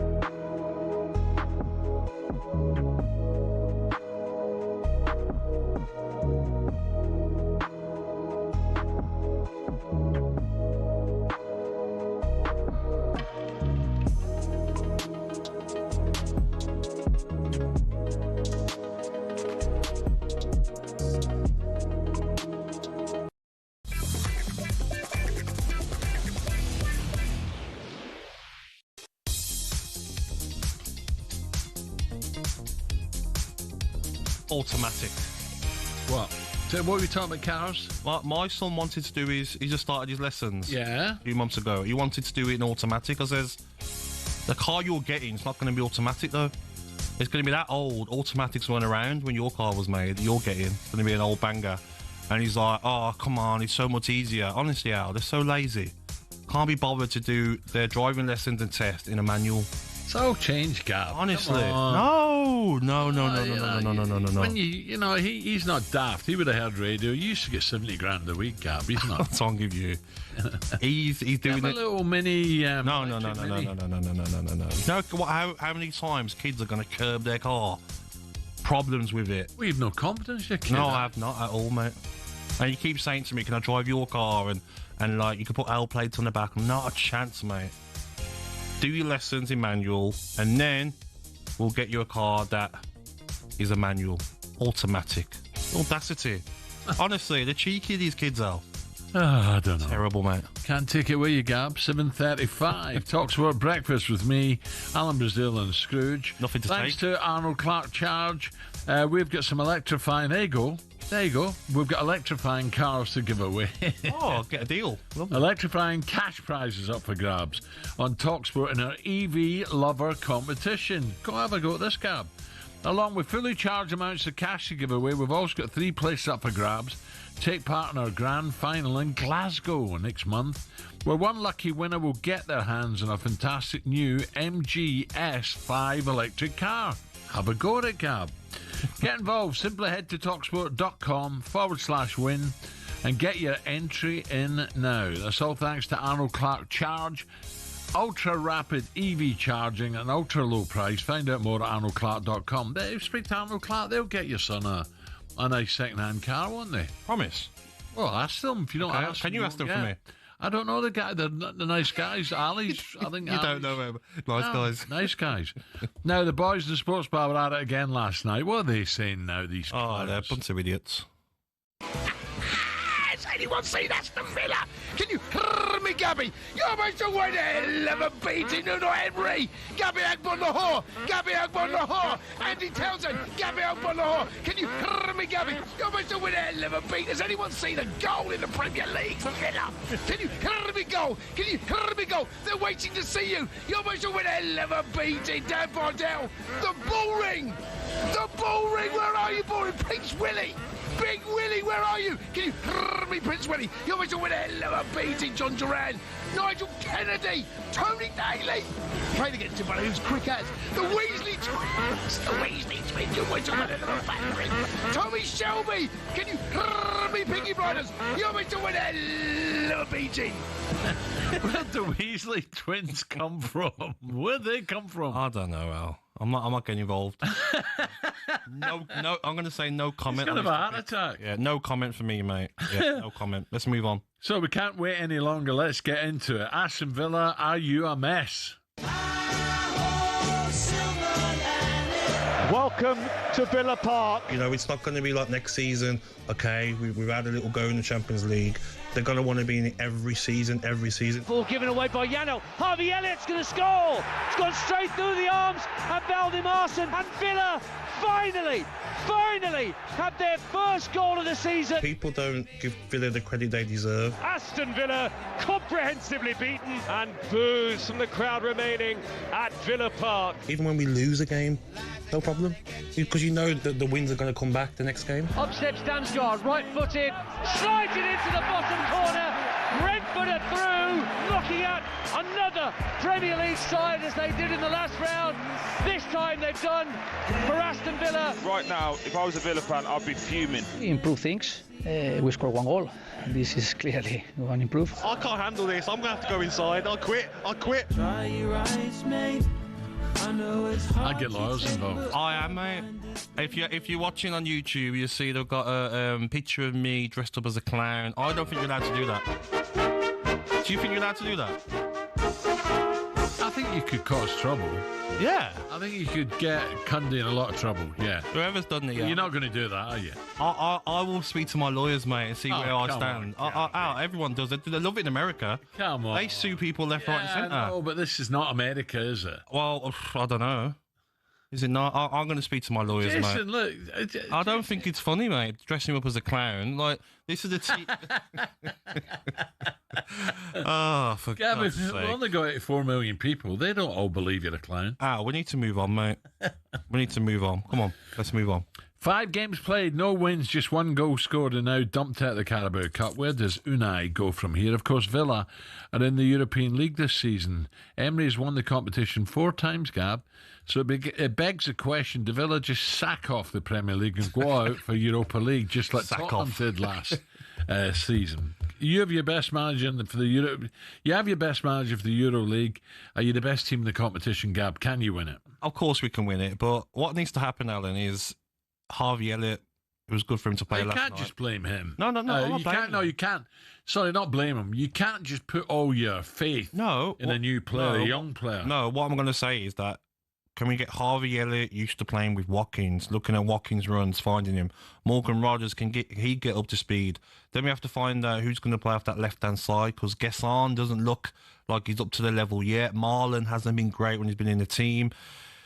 Martinez was very good against Everton, some important saves. Kamara was back last night. He had some involvement in the game. Can we get Anana back in there? Fans, have you forgiven Martin? Yeah, Martinez is forgiven because we don't know the full truth of what happened. That's the problem. Aston Villa will be fine, Alan. Confidence is low, but I'm quite worried about Sunderland away, because they're looking like a decent size Sunderland. It's full of spirit. Yeah, and that stadium of light will be rocking on Sunday. And I look at Aston Villa, not scored in the Premier League, confidence low. So players have got to stand up and be counted. Players like John McGinn will be, Watkins, Konsa, Martinez, Mings, Cash, Digne. These players that have been there for a number of years now have got to show now. When it's going good, it's everyone wants to be on the ball and making things happen. Now it's not so good at the moment. Can you be the ones that get Aston Villa out of the rut that they're in? We'll be back, though. Now let's move on. Okay, Arsenal fans, listen up. We want to hear from you this morning. The number 03717 223344. That's the number you need. After starting the European campaign, another clean sheet. Can you win the Champions League this year? Do you have the best team in the competition? Get in touch, let us know. I tell you what, if you're an Arsenal fan at the moment, looking good, mate. I think you're thinking, what a season this could be. This could be the year. Liverpool, made it tough, didn't they? They managed to scrape one, but it was tough. It looks as if they were going to drop points. So, you know, Arsenal are certainly, I'll say again, I think so. I know City were good against United, but I think it's a two-horse race. Oh, 100%. I look at Arsenal though, Alan, and yes, looking very strong defensively. Only conceded 1 goal this season now, and that was a free kick from Szoboszlai. Very good defensively. Great Mascara as well. Great goal.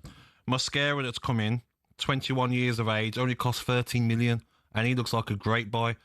Yesterday they would have rushed back Saliba, didn't have to, he played. But I just look at Liverpool, I look at Isak, I look at maybe Gahey probably coming in January, adding to that defensive lineup. I think Liverpool win the Premier League and Arsenal will be unlucky runners-up again. Okay, after starting the European campaign, another clean sheet win. Can you win the Champions League this year? Is this the best team? Are you the best team in the competition? Get in touch. Let us know. That was a look ahead. We're good friends at Travis Perkins. Superstar Breakfast preview on talkSPORT with Travis Perkins. Bricks on bricks on bricks. Over 40 million available to order with delivery to site. That's one less thing to worry about.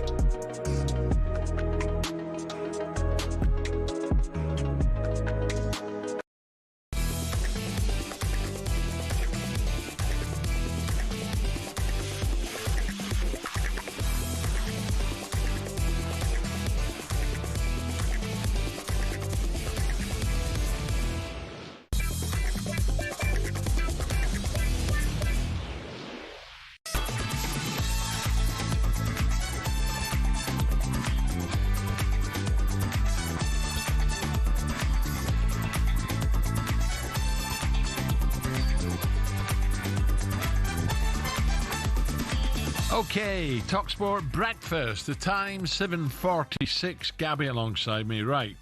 What do we know this Wednesday morning? We'll start with Mikel Arteta. He says the finishers in his Arsenal squad could be more important than those in the starting lineup this season, a concept he says is taken from Rugby Union. Either what we're saying is no subs, they're now called finishers. They finish the game. Yes. Reports this morning come out of Portugal that Benfica are in very advanced talks. He's back with Jose Mourinho to be the next manager. He's never out of a job long, is he, Jose? No. Gab, you think the likes of West Ham and Rangers be wishing they moved sooner? No, I feel that Mourinho's brings problems for me, Alan. Like what? I just think the negativity that he brings, it's all about Mourinho. I mean, outstanding manager. I like Jose. The last 25 years, of course, but look at how he left Spurs. Look how he left Manchester United. Yeah, but he said it was one of his best achievements, finishing second. Yeah, I know, but look at the fallout he had there and the way he left. I just think if you're West Ham, you're thinking he's going to want big money to spend as well, especially like Rangers. What money are Rangers going to give him to spend? So I don't see that happening. I think the Benfica one suits him more. Ex-Porto manager going to Benfica, is that an issue? I don't know. I think the big one is Benfica and... Yeah. Lisbon, isn't it? Because he was at Porto on the weekend. Porto have been top dogs, haven't they? Yeah, but like he says, he won't stay out of work for long, Al. But I do think if Roberto Martinez didn't get the recent results he did, winning the Nations League, I think that the Portugal job was one that he was close to getting. Yeah. But now Roberto Martinez has picked up there. That's out the window. Maybe a move to Saudi, managing a club there, wouldn't surprise you. Yeah, maybe. You never know. Yeah. You know, it's crazy money, isn't it? Exactly. Liverpool also get their Champions League campaign underway tonight. They welcome Atletico Madrid to Anfield. Good game, this one. Big game. Live on talkSPORT. That's 8 o'clock tonight, 8 p.m. Former Liverpool striker Emile Heskey was on our show yesterday, talking on the winning mentality that Liverpool are showing so far this season. But they've still got 4 out of 4, so that shows that they are... They're showing champion form in the sense of you're winning when it's not great and when it's ugly, and that's the times when you got to dig deep. Some people might say it's lucky at times, but they're still winning, and that's the main thing. You know, they just got to go out there and win games, and then we just see. And then obviously when you see Mo coming back into it a bit more, yes, he's had quiet games up to now, but when he's on fire, everyone knows what he's capable of doing. Do you know what I was going to say? Who's favourites this year for the Champions League? I think it's very open. Yeah, I think Real Madrid won for me. Defensively, very poor still. Rudiger's out for a long time. Militao, I'm not sure about. Going forward, Real Madrid, but defensively, they will struggle. Man City, I don't think are at the level to win the Champions League at the moment. So many new players. Liverpool, for me, Alan, would be the favourites with PSG still. I feel like PSG have improved their squad of players as well. Barcelona? No. Defensively as well. That's what cost them last season. Arsenal should be up there because you look at Arsenal last season against PSG. What were they missing? How many times did they put balls across the box and there's no striker in there? Gyökeres looks like he'll get goals now and he could be the missing part. Zubimendi in there as well. So I would say like Arsenal, Liverpool have got no reason to challenge PSG. Okay, right. Domestically, there was a South London derby in the EFL Cup, the third round last night. Palace beating Millwall on penalties at Selhurst Park to book their spot in round 4. It's been quite the journey for Palace under Glasner, winning the FA Cup, then losing Eze to Arsenal, but somehow managing to keep Gay. Let's bring in a huge Palace fan, the Times Radio Drive host, John Pienaar. John, a very good morning, John. Good morning, John. Morning. Hi, guys. Hi, guys. John, you must have been, well, you know, Palace last year were fantastic, and you think, is that the side going to break up now? But so far, so good, John. Yeah, I mean, well, Gayo's still there after a bit of a messy window. Eze was always going to be going, and of course he did. And we still got some of our best players, although a couple of them are off injured for a couple of weeks. So look, this season goes on. Although the gossip about problems between the chairman and the manager, hopefully, is just gossip. Last night was a bit grim to watch. I mean, that was not a treat for a Palace fan or any other kind of football fan, but we got through. It would have been agonising if we hadn't won that game, and on we go, onward and upward. Yeah, do you know what, John? I remember, this is sad, I don't know if you remember, I remember playing against Palace when they were building the Sainsbury's behind the goal. That's how long ago that I played. I can remember longer than that. I'm so old a Palace fan. I still call the Arthur Waite stand the newsstand, and it hasn't been the newsstand. It hasn't been the newsstand since 1967. Yeah, amazing. So, John, it's a busy day coming up for you. A busy few days with the American president arriving. It's all going to be contained inside Windsor. What are we expecting here, John? Well, you know, we've looked at the protests with the image on the castle and stuff like that. People have been arrested, but Trump's come over here. He's talking it up. Starmer under incredible pressure. He's got to get something. Will he? Yeah.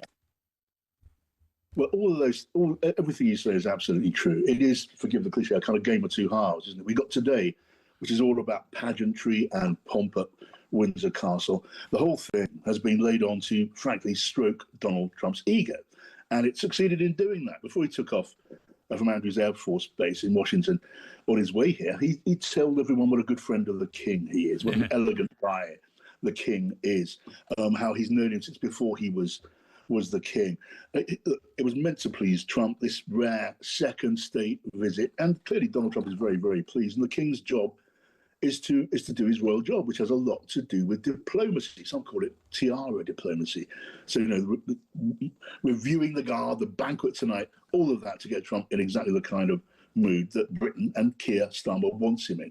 Whether Keir Starmer gets much back, I'm not sure. Yes, tech deals, the other things he wants, he's just not going to get. Yeah. Gab? Do you think this is the most important time for Keir Starmer as Prime Minister? It depends how you define important. It's the most dangerous time that he will have known. I mean, already, frankly, down at Westminster, from all we hear, there's an awful lot of whispering about whether Keir Starmer is going to last the course, whether he's still going to be Prime Minister come the next election, whether he'll be there even much longer. It is gossip, and, you know, gossip has to be taken with lots of salt. But the idea that people are even whispering about that, you know, just over a year, you know, after the election, it's absolutely astonishing.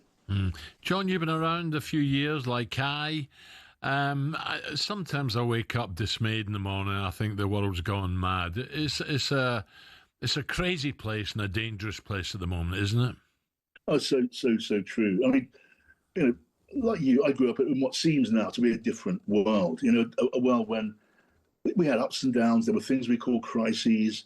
And now all of that seems, you know, like a normal time. And I have pretty much almost forgotten what normal feels like. There's no normal now. Every day in my business, watching the news, talking about politics and so on, it feels like there's a different crisis and several going on at the same time. Some of them deadly crises. We're looking at, you know, the Middle East. We're looking at Ukraine. We're talking about the threat from Russia.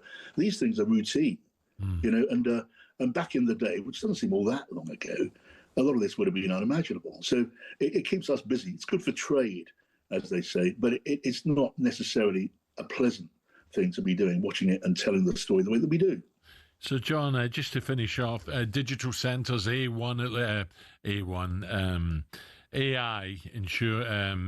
intellectual, you know, is so big, and it looks as if Trump's coming here to give us a lot of business in the AI.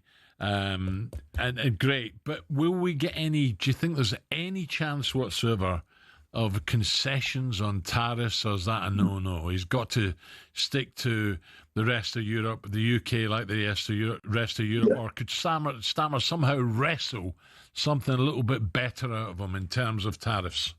It doesn't look promising, frankly. I mean, as you say, the deals on tech are going to be the highlight, with multi-billion-pound deals for OpenAI, Google, and so on. The tech bros, as we call them, are going to be on the plane, and they're now here too. But when it comes to getting a better deal on steel and aluminium and those sorts of things, it doesn't look as if Trump is going to play ball. And we want more. We want deals on whiskey and salmon.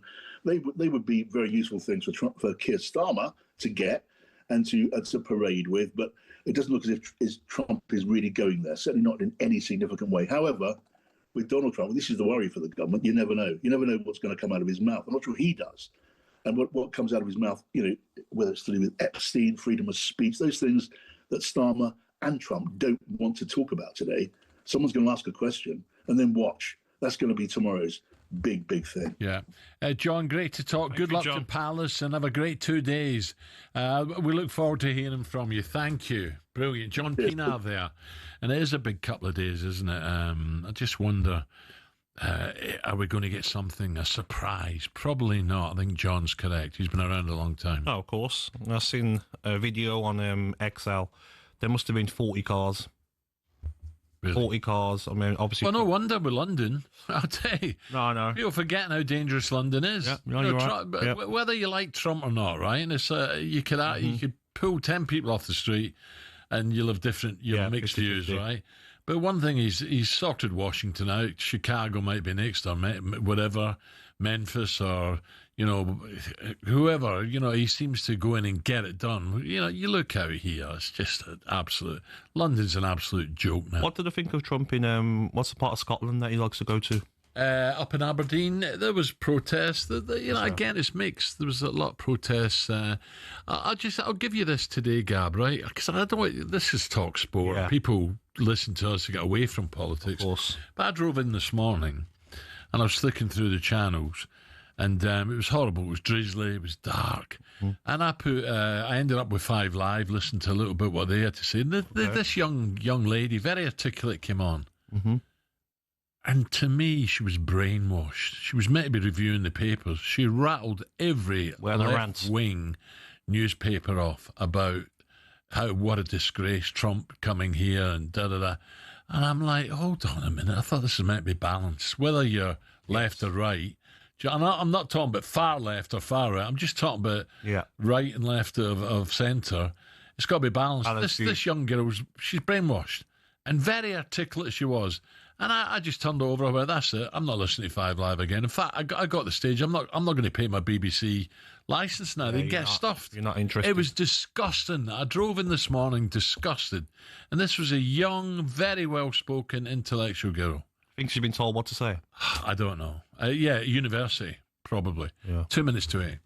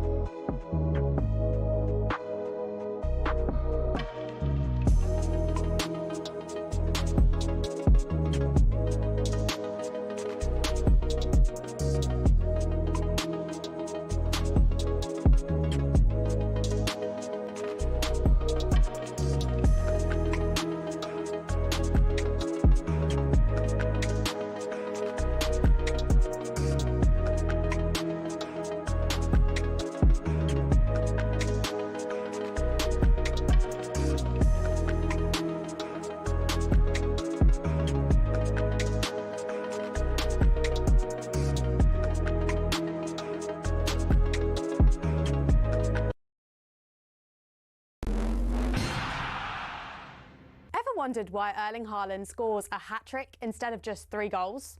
Why Darwin Núñez is said to have missed a sitter rather than just missing a really easy shot? Or why on earth defenders are said to park the bus? Let's break down some of our favourite football cliches. First, let's talk hat-tricks. The term comes from cricket back in the 1800s. Any bowler who managed to get 3 successive wickets used to be rewarded with a hat from their club. Next up, if you see a skillful tackle, an athletic save or a 40-yard screamer, you might say these things are out the top drawer. That's because back in Victorian times, if you had wealth, valuable stuff, you kept it in the top drawer of your dresser, so loaded families became known as top drawer. Remember the last time your team left you feeling as sick as a parrot? The image of the sick bird is thought to come from a classic British comedy moment, Monty Python's Dead Parrot sketch, but the phrase was first used in football by Liverpool defender Phil Thompson. He supposedly said it after Liverpool lost to Nottingham Forest in the 1978 League Cup final. Forest won thanks to a controversial penalty given away by a Thompson foul, even though it was actually outside the box. Poor guy said he felt sick as a parrot afterwards. Is there anything more embarrassing than a nutmeg in football? Weird name, but it's actually related to the trading of nutmeg, the spice. It was so expensive back in the day that corrupt exporters used to try and mix in a bit of wood in with the nutmeg to cut their costs. The term soon became slang. If you were nutmegged, it was because the person you were buying off had pulled a fast one on you. Jose Mourinho brought a lot of things to English football, and seems like one of those was the phrase park the bus. He used it after his Chelsea side had been held to a goalless draw by Spurs in 2004. Tottenham had been extremely defensive, not trying to score, but making sure Chelsea couldn't either. Mourinho actually said, "They brought the bus and left the bus in front of the goal," as we say in my country. Finally, another phrase that actually comes from cricket.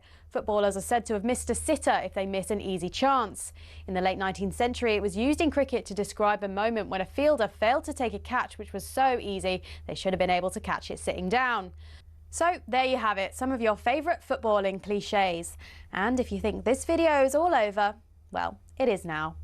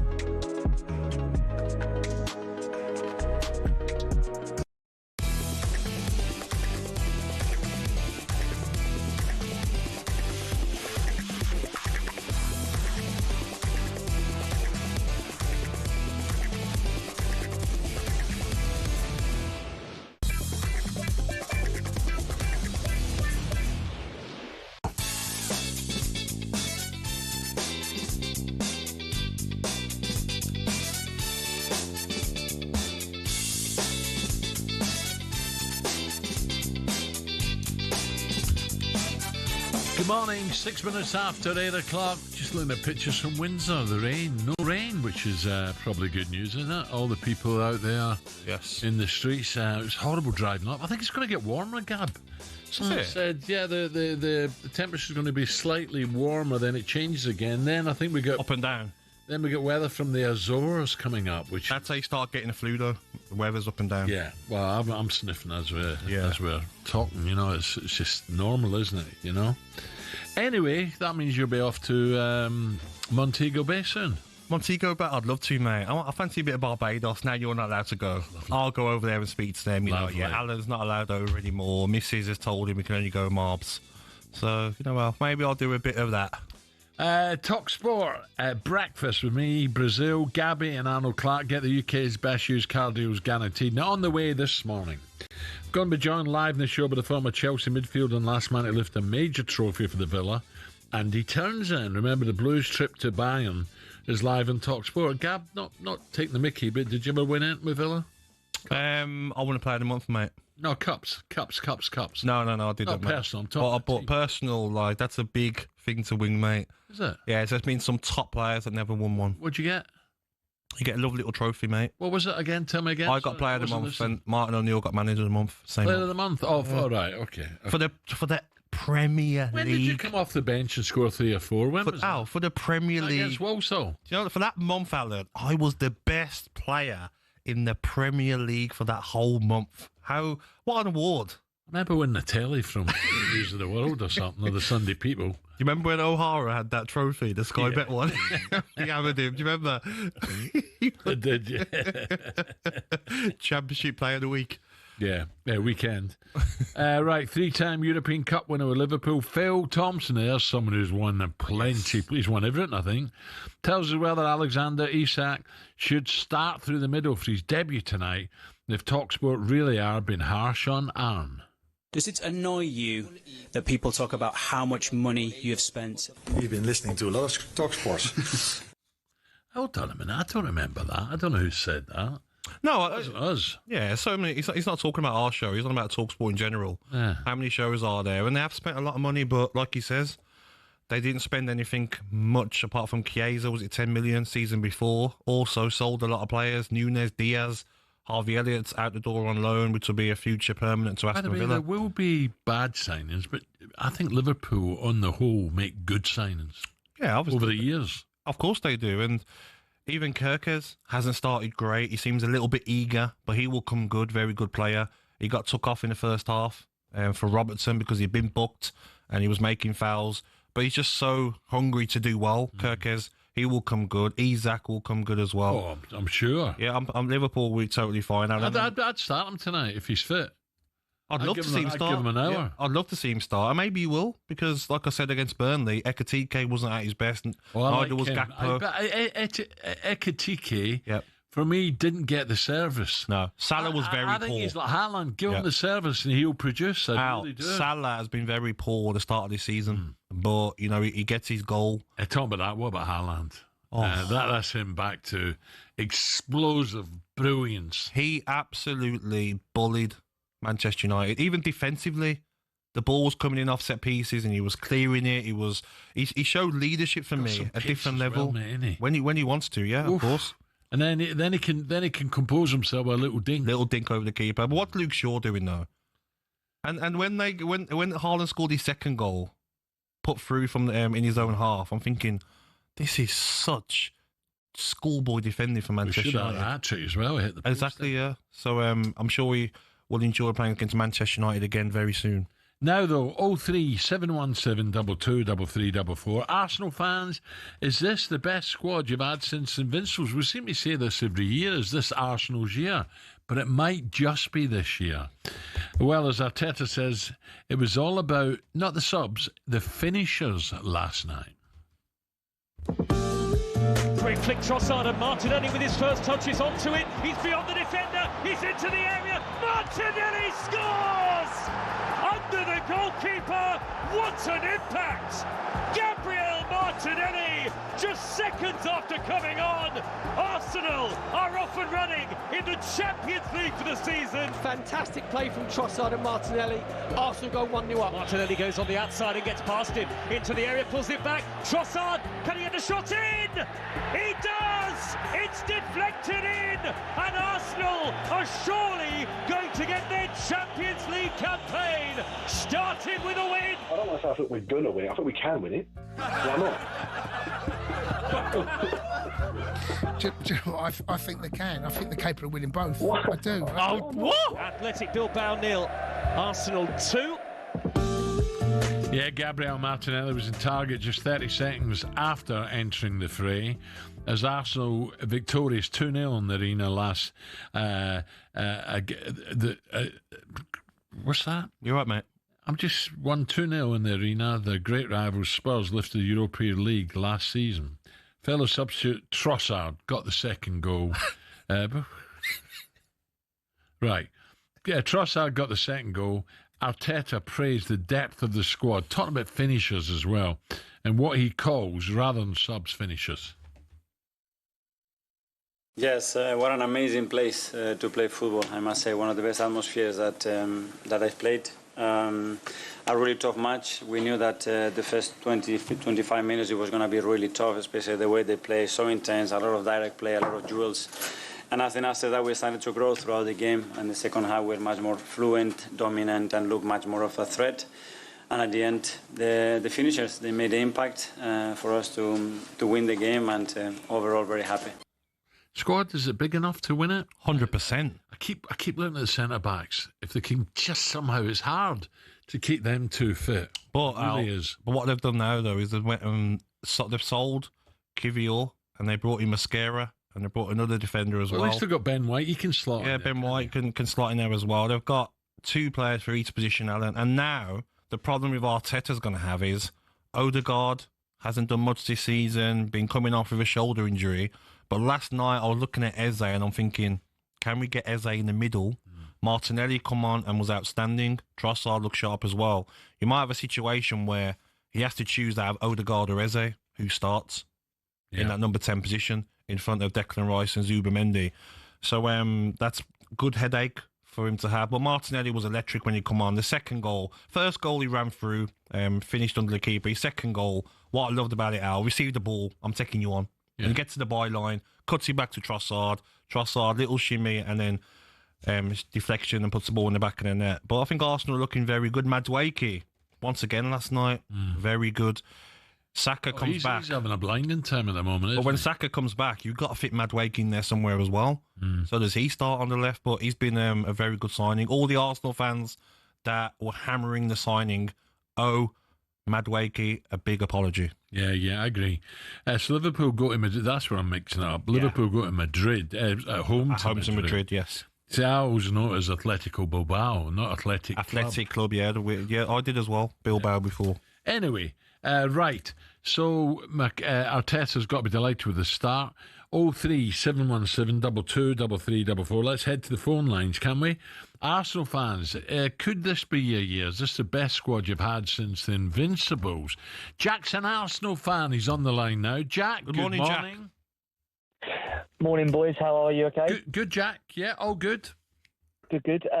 Yeah, I think in terms when I look at the all the angles of the squad depth we've actually got now, I think we've got to be in pole position because, I mean, like last year and the year before that and even the year before that, when you actually think about it, Saliba, Odegaard, Saka and Havertz, right? Regardless of ability, you've got 4 big names in that team that are currently out injured.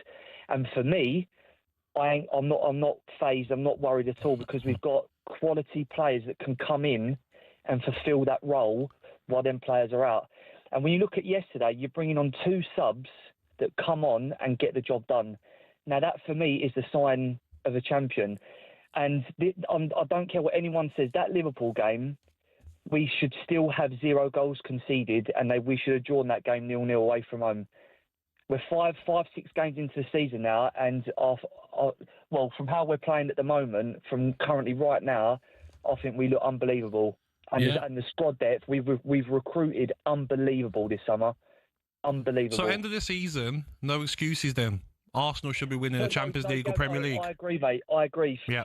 For me, I think this is our year. This is our year, and I'm not going to sit here and lie. When we got Madueke, I was a little bit really. I was one of them. Do you know what I mean? But in football, I hold my hands up when I'm wrong, and I loved being proved wrong. Madueke is an unbelievable player. Yes. He's got so much well done, talent. Jack. And what? Cheers, mate. Jack, I've got to break. Well, top man, Jack. Could well be. The only thing I'll say is, look, it was Bilbao, Martinelli, Trossard. By the way, they can be very, very important players like they proved last night. Yes. But we've seen a lot of them over the years, and you think, are they top class to go on and win the Premier League, to win a Champions League? Yep. But in saying that, I'm delighted for them last night. Well done, both of you. And you look at last night, Alan, you're looking at wow, you're like, Wanyeri can't get on, Dowman can't get on. We've got so many options, even with so many players injured. So now, end of the season, no excuses. Arsenal, it's go time. Go and win the Champions League or win the Premier League. Coming up, Jose looks like he has a new job at Benfica, but the Moose also has a new job. What? Find out what that is next. At the start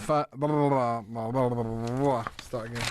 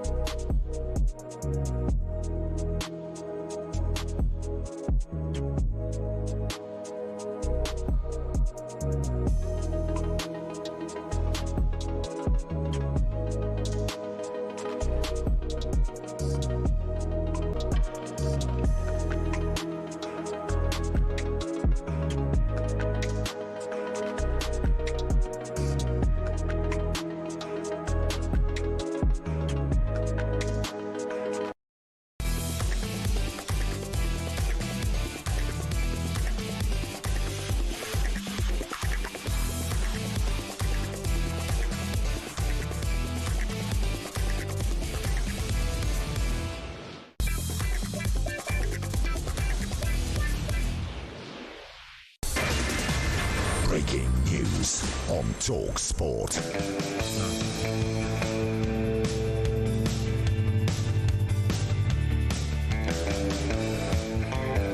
Okay, 8:20 on talkSPORT. Yes, this line just in from Crookie. Jose is to become Benfica's new boss. talkSPORT understands. So he's not out of a job long, is he, Jose? And who do Benfica play? Who do we? Chelsea in 13 days in Europe. Yes, in the Champions League. The Red Stadium isn't in Lisbon. I was there. I'm not sure if they're at home or away, but Mourinho against Chelsea coming up. It's where? It's the Stamford Bridge. Oh, wow. That'll be entertaining. Yeah, live on talkSPORT 2 as well, so you can hear it. Jose's agreed to replace the sacked Bruno Lage almost exactly 25 years today after starting his managerial career with the Portuguese Giants. Lage was axed hours after Benfica suffered, and it was a shock 3-2 Champions League defeat at home to Karabag. What about that? That'll be fireworks. Gabby won it. Will Jose get a good reception? I think he will. Like you says, Porto might not be a rival team to Benfica, but I think that suits him more, Al. You know, the clubs like Benfica don't spend big money, and I think he's that desperate to get back into management. I don't think a Premier League... I don't know desperate. I think it's a way of life for him. I wouldn't say desperate. But I think he would be. I think he loves being a manager that much. An opportunity to manage in the Champions League as well, because he was upset that Fenerbahce lost in the playoffs. They didn't get through to the Champions League. That would have annoyed him. He doesn't want to be managing in Europa League. He's complaining about the refs and officials, wasn't he? Yeah, he was in Turkey, yeah. So I think he'd be so excited to manage in the Champions League again and also play against his beloved Chelsea. Yeah, Jose is back at Benfica. Right, time now. Where are we? 8:22 for the latest odds. Here comes Simon with Coral. The Coral Daily Download on talkSPORT. Brought to you by Coral, the home of the free-to-play Golden Rewards Shaker. 18 plus max one reward per player per selected Shaker day. 8 a.m. to 8 p.m. Restrictions and T's and C's apply. Gambleaware.org. 8:22, Simon Clare. Morning, Simon. Good morning, Simon. Good morning, Al. Good morning, Gabby. How are we doing today? Good. Very Simon, well, mate. Before we get stuck into football, great racing, wasn't it, up in Donny and then over to Ireland? There was a nice little double for Brazil as well. The two fillies from Newsells, and then Delacroix and Scandinavia get in there. Nice winning weekend for a change. It was a great weekend, and actually, I was actually at Donny on Friday, and we were in a big room of industry chaps, all important people. Not sure why I was there, but and I did mention to quite a few people about how on talkSPORT you had tipped up those two young horses, Cape Flora and Cape Cuvée or something. Was that Special Cuvée? Special Cuvée, and they both, and honestly, both won narrowly, didn't they? But terrific, really great wins. Gutsy. Yeah. And then what about Soumillon on Delacroix and Ireland?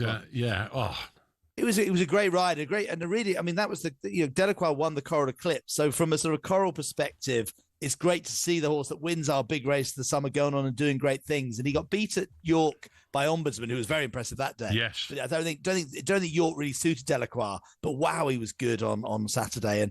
And he may well not run again. He's a very valuable sire for the Coolmore breeding operation. So we might not see him again, which is a shame. But if we don't, that was a terrific performance. And Scandinavia as well, who won the Goodwood Cup again. Brilliant. Yeah, no, Scandinavia was very impressive in the St. Ledger. So, no, it was a great weekend. We got the Air Gold Cup. I'm going up to actually tonight for 3 days up Scotland's biggest flat race meeting with the Air Gold Cup on Saturday. And here's a quick pop quiz actually of the front. Northern Ticker is the favourite. One of the second favourite is Ain't Nobody. Do you know who sung Ain't Nobody? Ain't Nobody. Shaka Khan. Very good. Well done. And his third favourite, Two Tribes, 10-1. Two Tribes. Frankie goes to Hollywood. Oh, brilliant. You are the pop quiz legend now. So on to football. How do we see tonight, Simon? I'll tell you a quick one. Actually, you did call. I was actually listening earlier just to show. I'm listening in. Oh, lovely. You're wondering who was favourite for the Champions League. Well, yes. I've been doing this show for many years, Alan, as you know, not as long as you, but I think this is the most wide open Champions League betting I've ever seen. It's 6-1 the field. You know, this is like the Air Gold Cup betting, and we have 3 co-favourites Barcelona, Liverpool, and the champions PSG. 7-1 Arsenal, 7.5-1 Real Madrid with that incredible record. 9-1 Manchester City, the biggest price they've been for years.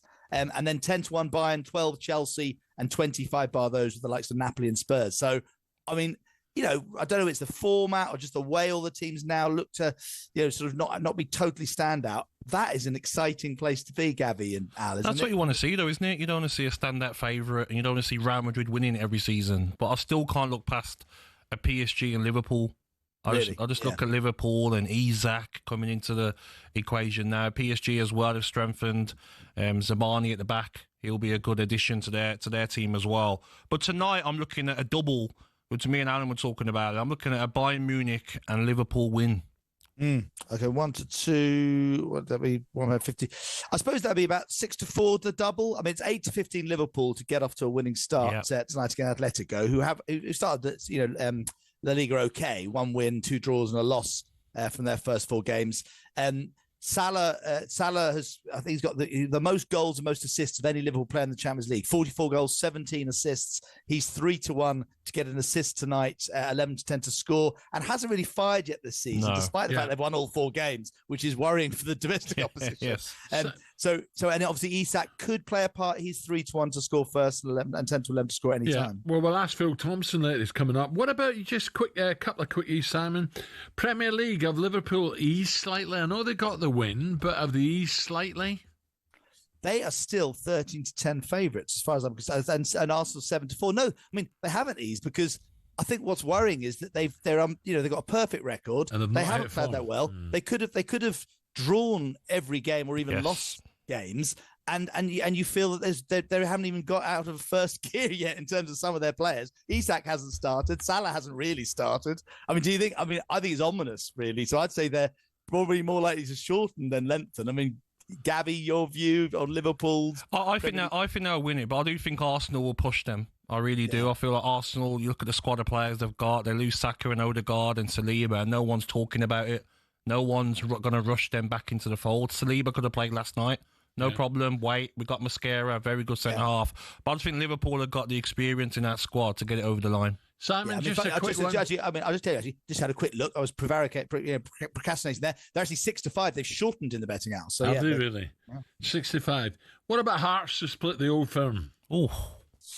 Split the upper. Well, listen, Celtic are heavy favourites to win the Scottish League. Hearts are second favourites now, and Rangers out to third favourites. But I mean, in some ways, what's surprising, I think Rangers are only 7.5-1 to win the league, which is a very short price. I mean, I feel like they've almost blown it already. I know it's a long way. But here we go. 1-8 Celtic, 7.5-1 Hearts, 9-1 Rangers. Crazy. And I mean, would many people be putting any money on 9-1 Rangers?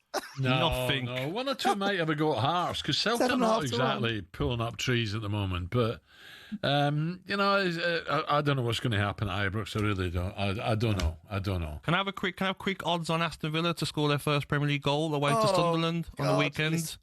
I know that ain't going to be easy, is it? No, mate, I'm frightened. I mean, look, I'll be honest with you. My Wi-Fi and my typing skills probably aren't quick enough to find that market. But there will be a price on Villa scoring on Sunday, and I think it's desperate they get off to a. We've actually tell you what we've got. We've got Alan Hutton and Stilian Petrov doing the Air Gold Cup draw for Ladbrokes on tomorrow. Did you play with those guys? Yes, legends. Yes, of course. And of course, they were both Celtic and Rangers rivals, but Villa teammates, weren't they? Exactly. And, so we'll get a chance to probably capture a bit of social with them. But yeah, it's a strange time. Great for see Aston Villa going into Europe, and yet they're really struggling. Yeah, and I just look at the games now, and I'm watching Burnley against Liverpool. I'm starting to think, no easy game now, Simon. Yeah. You know, like the teams that have come up this year, Leeds, lost in the last minute to Fulham. Fulham probably thought it'd be a 3-0 victory, easy game. But the teams that have come up are giving a good fight to themselves. There's no easy game. Sunderland away, if you're not at it, you could easily lose that as well. Togetherness. Simon, I've got to break there. Thank you. Thank you, Simon. Love thanks, guys. Thanks. That was a look at the latest odds, all thanks to Coro 18 Plus, gambleaware.org. Coming up, we'll talk about Chelsea. They face Bayern tonight on talkSPORT 2 for taking on Benfica and Josie at Stamford Bridge. Also live on talkSPORT 2 on the 30th of October in the next round of games, okay? Back in a tick. The Coral Daily Download on talkSPORT. Brought to you by Coral, the home of the free-to-play Golden Rewards Shaker. 18 plus max 1 reward per player per selected Shaker day. 8 a.m. to 8 p.m. Restrictions and T's and C's apply. Gambleaware.org.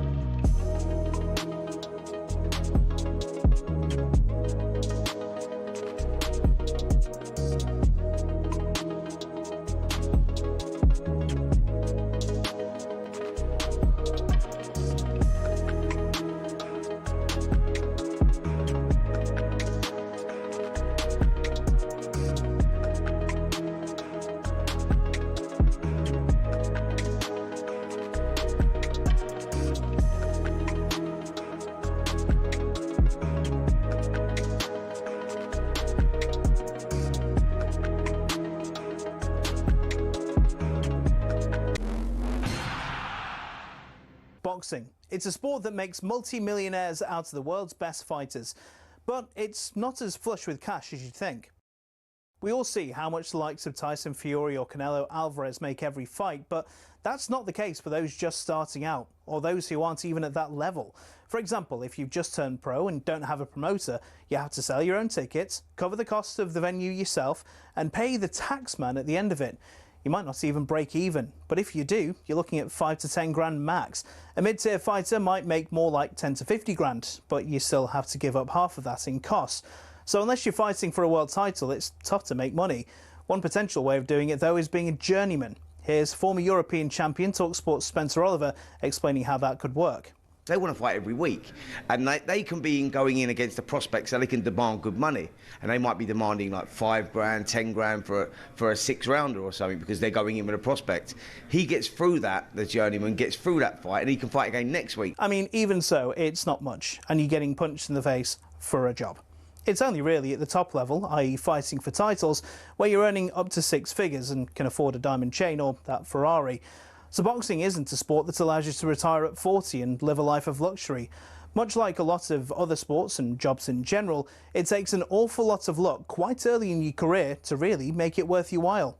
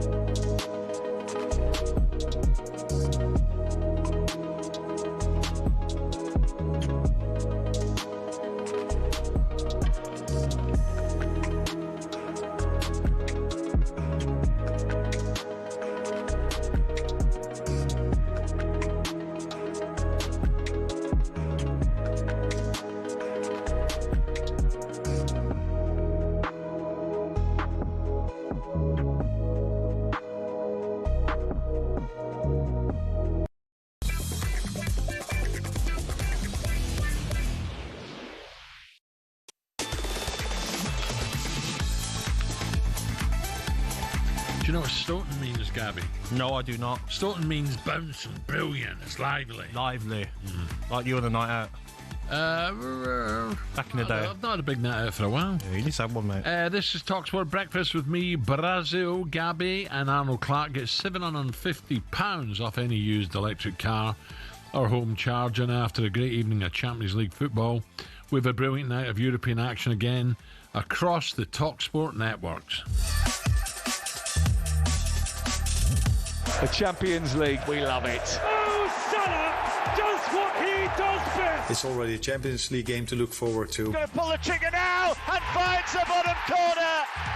Alexander Isak. But if people look forward to his playing time, that could mean that could happen tomorrow as well. Comes out to Griezmann, into the area. He scored. We know Atleti have had great times at Anfield. João Pedro heads it down. Palmer! He's off the mark! The 2025 Conference League final winners are Chelsea Football Club. I promise you, that group of players will be better next year from winning that trophy. They're a very good Bayern side, but it doesn't feel like they're the greatest. Inside the penalty area, trying to put it on a play for Kane! Whenever we play against any team at the Allianz Arena, we back ourselves to beat anyone if we play to our ability. Drogba steps up, right-footed, and wins the European Cup for Chelsea. Absolutely extraordinary. This is what football's all about. Yep, that's right. Liverpool take on Atletico Madrid, which could be the night Alexander Isak makes his red debut. Off the bench maybe, or could start. And a repeat of the 2012 final. Bayern take on Chelsea in Munich. But now Chelsea have to deal with Bayern tonight, and with them potentially Jose Mourinho's Benfica. Yep, Jose is back if you've just joined us. The new Benfica manager. In 2 weeks' time, live on talkSPORT 2. Could they struggle to qualify? They also face Barcelona and Atalanta away in the league stage. Well, let's ask the former midfielder, Andy Townsend. Morning, Andy. Morning, Andy. Morning, Al. Gab, how we doing? All good, mate. Good. Andy, Jose, he's not out of a job too long, is he? He leaves Turkey straight into Benfica, big club. I don't think he had to sign on, Al, did he, for a month or two? Do you know what I mean, Jose? But listen, he's look. I admire him the way that he's, he takes it on the chin when he moves out the door, but he's always ready to bounce straight back in. He loves working. I think he admire him for that, because he could easily be the sort of manager that says, "No, I want a year out, or want a year and a half to go and do this or do that." But he wants to get straight back involved, and look, that he creates a load of excitement. He creates anticipation. Yes, he frustrates a bit at times, particularly as he's got older. But you cannot doubt that he's a proven winner, knows how to do it, and is adamant about doing things his way. So you know that things are going to change when he walks through the door. So again, I think the Benfica fans will be quietly excited about what's going to happen. Andy, I want to ask you about the game on the weekend. Brentford 2, Chelsea 2. I felt for me that the manager got it wrong with maybe starting team. I know you have to rotate in all competitions, but I thought Fofana struggled at right back, and the new signing Hatto struggled at left back. Reece James and Gusto, 2 right backs on the bench. Correct. Yes, it was better second half, but I still think Chelsea can't afford to be dropping points like that. No, it's a good shout. I mean, they all but did it, Gab, didn't they? And then they conceded a sloppy one right at the last minute to draw the game. But he did. I mean, that's the sort of decisions that Enzo's got to get right. He left out Cucurella as well, and as you say, those fullback positions are crucial. And there was a little bit, I think, of disappointment after the way that one finished up. But we'll see. Tonight is a tough game. I think probably, I would think the most ardent Chelsea fan would have expected some changes going into that Brentford game. I mean, after all, now he's got so many options. He's got Buonanotte, he's got Gittins, he's got so many others as well in those forward positions. But so I think the Chelsea punters are going to have to live with the fact that it will chop and change a bit, particularly before these huge Champions League nights. Well, what do you think tonight will tell us? Bayern, I think, have beaten Chelsea 3 out of the last 4 times. Harry's in great form. Will this tell us a lot about Chelsea, or is this just simply for anyone a difficult game in Munich? I think listen, obviously the performance will tell us a fair bit, I think, about where Chelsea are. Look, I think they're very competitive. I actually quite like the look of them. I know that they've been, that result of the weekend was a little bit of a disappointment, and they drew Palace first game, etc. at the Bridge.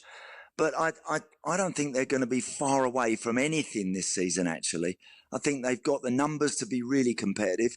As I mentioned, I think a lot will rest on Enzo's shoulders on how he manipulates that squad in those really busy periods with the best players. That's what he's got to get right. He's got to be prepared to pick the same team sometimes, 4 or 5 games on the bounce, in order to get through some of those busy periods against the best. I think you look as well, don't you, Andy, at Bayern Munich? I mean, they've started the season in great form. 5-0 again on the weekend against Hamburg. Yeah. Harry Kane scoring again. Diaz, I mean, he's fitted in straight away, scoring again. And also tonight, Nicholas Jackson can play, can't he? He can. I mean, look, they got...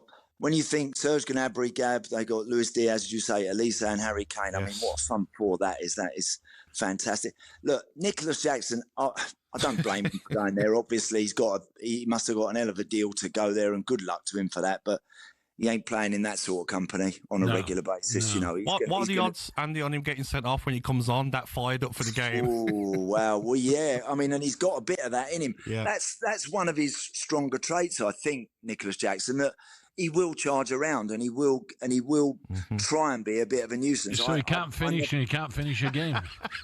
Well, he just, for me, I tell you what, I never really got him as a striker at Chelsea to be anywhere near good enough to take them where they want to go. I was never, ever witnessing any of that, to be honest. But he is a very honest lad, and he will, for someone to come on 20 minutes to go, if they're one up and you need someone to chase after things, or if you want someone to turn it round, he might do a reasonable job for Bayern, but he's not getting in that sort of company there on a regular basis. Andy, turn that around. What's happening with Villa here? It's so disappointing so far. I mean, look, it's been a strange summer on the back of last season, which at times was really good. I mean, I did all their Champions League games last year. I know you were down there, Gab, for a few too. And they were so good and so great those nights. And of course, look, we know that the new rules now, the PSR rules, don't forget there are PSR requirements domestically, and there are PSR requirements you have to meet from a UEFA perspective. You combine the two of those, and it can leave a club like Villa in a very, very tricky situation. It's a shame to see good young players leave, like Jacob Ramsey, people like that, and they've not got out the blocks yet at all. The boys that were flying last year, Morgan Rogers and people like that, haven't kicked a ball yet. They really haven't got going. So, listen, nice to see Harvey Elliott get up and running last night. Good for him. But I think the quicker Villa get a win under their belts, the better. I think as well, Andy, I mean, last season was unbelievable, wasn't it? Maybe we were spoiled as Villa fans, and we have to take maybe the downs with the ups, because... Yeah. Maybe this season's the season where you finish top 10, top 12. But you know what? You start to look at the Europa League, the latter stages, and you start to maybe rest the players like Spurs did. That, Gabby. Top 12. What's up with you? It's not easy, mate. I'm telling you. Like, Bournemouth are looking good. Brighton are looking good still. And Aston Villa have obviously not been able to spend, have they, Andy? No. I think the top 10 in the Premier League this year, guys, are probably the most competitive because of the amount of money that are available and what teams have spent. Maybe the most competitive we've ever seen. So look, they've been sluggish out the blocks, Villa. They need to get going, and they look like they need a little bit of a spark from somewhere. Again, Unai's been brilliant since he's arrived. Now he's really got to use his ability to maybe just find a little place for somebody that just might start to make the difference somewhere out there. But they've had disruption, as I said, with the goalkeeper. Was he staying? Was he going? There was the Jacob Ramsey one sort of lingered for a while. There are other names apparently that were going to be leaving, etc. But they've managed to get a couple in at the last minute, Harvey Elliott, Lindelof and co. And I just hope that they get a victory at the weekend. I think they can be up and running pretty quickly, but it's going to be I don't see him top 4 this year. I think anywhere between 5 and 8 or 9 probably for me, I think, is where Villa will end up. Nice one, Andy. Thank you, Andy. Top man. Andy Townsend. Cheers, Al. there Ta-ra, Gab. See you. on Chelsea and Villa. Right, still to come. Superstar Breakfast preview on talkSPORT with Benchmarks Kitchens and Joinery. Get trade prices on kitchens to suit all styles and budgets at Benchmarks.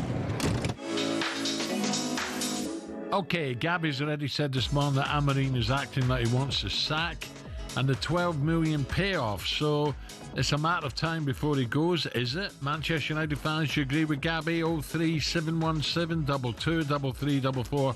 I think it's harsh thinking that someone wants the money just to get the sack. I really do, Gab. So you may be right. You may be correct, Gabby. You did 15 years ago. But I think you've been horrible here. I really do.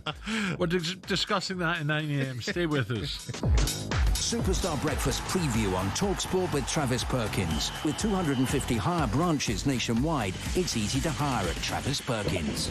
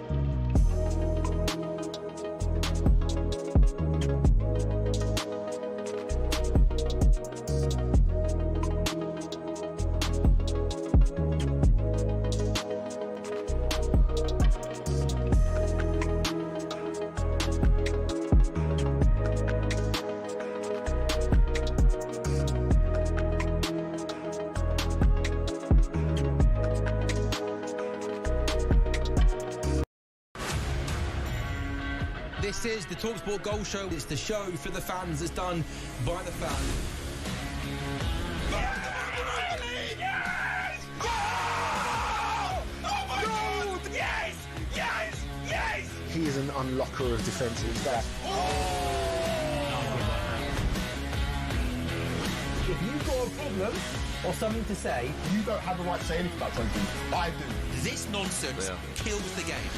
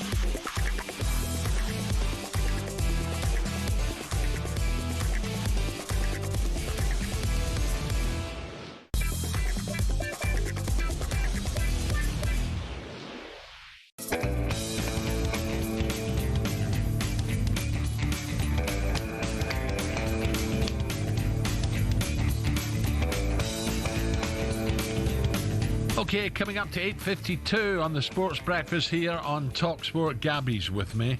Reminder, the breaking news this morning is that Jose Mourinho is set to become Benfica's new boss. talkSPORT understands at the Stadium of Light. Do remember, just 13 days, Jose will be heading back to his old stomping ground as Benfica take on Chelsea in London at Stamford Bridge. And that game is live on talkSPORT too. Let's take a trip down memory lane to when Jose first arrived at the bridge and did that press conference. I have to say this. We have top players. And I'm sorry, I'm a bit arrogant. We have a top manager. Again, please don't call me arrogant, because what I'm saying is true. I'm European champion, so I'm not one of the bottle. I think I'm a special one. I love that. He proved it though, didn't he? Oh, of course he did. And if you're working in media, Alan, and you get the chance to interview him after games, they loved it. Even I remember at Manchester United when he had a big argument with one of the journalists. He was like, four. That's how many I've won. Whatever he was saying to the journalist. Like, it can be spiky. That's what you want. Sometimes you get now. They just answer the questions nicely. Like Ange was last season. I like the way he was spiky with the press conferences. It's better, isn't it, when they come out of their shell? I'm glad he won some because he got exactly. But Mourinho, I'm sure. Remember run down the touch on the Old Trafford? Yes, celebrating when he was at Porto. But even at Real Madrid, when you had that game when it really kicked off between Barcelona and Real Madrid, and he was on the sideline causing it as well, causing absolute carnage. Unbelievable. Yeah, and he's not legend. A big guy either. You know, he's not a big lump. Of course not. Yeah. Anyway, I like him. When he fell out with Pogba at Manchester United, do you remember that clip where Pogba, I don't know what Pogba done after a game or something, but the next day in training, he sent him out of training, come on the pitch, and he said something to him like, out. Like, he doesn't care. He will speak his mind to anyone. Doesn't matter if you're Cristiano Ronaldo. So the Benfica players better be ready. Okay, Gabby, when you first came to the Premier League, you were just starting at Villa. Did you fear him? Did your managers fear him? Did they? If you were playing against Jose, would they mention him?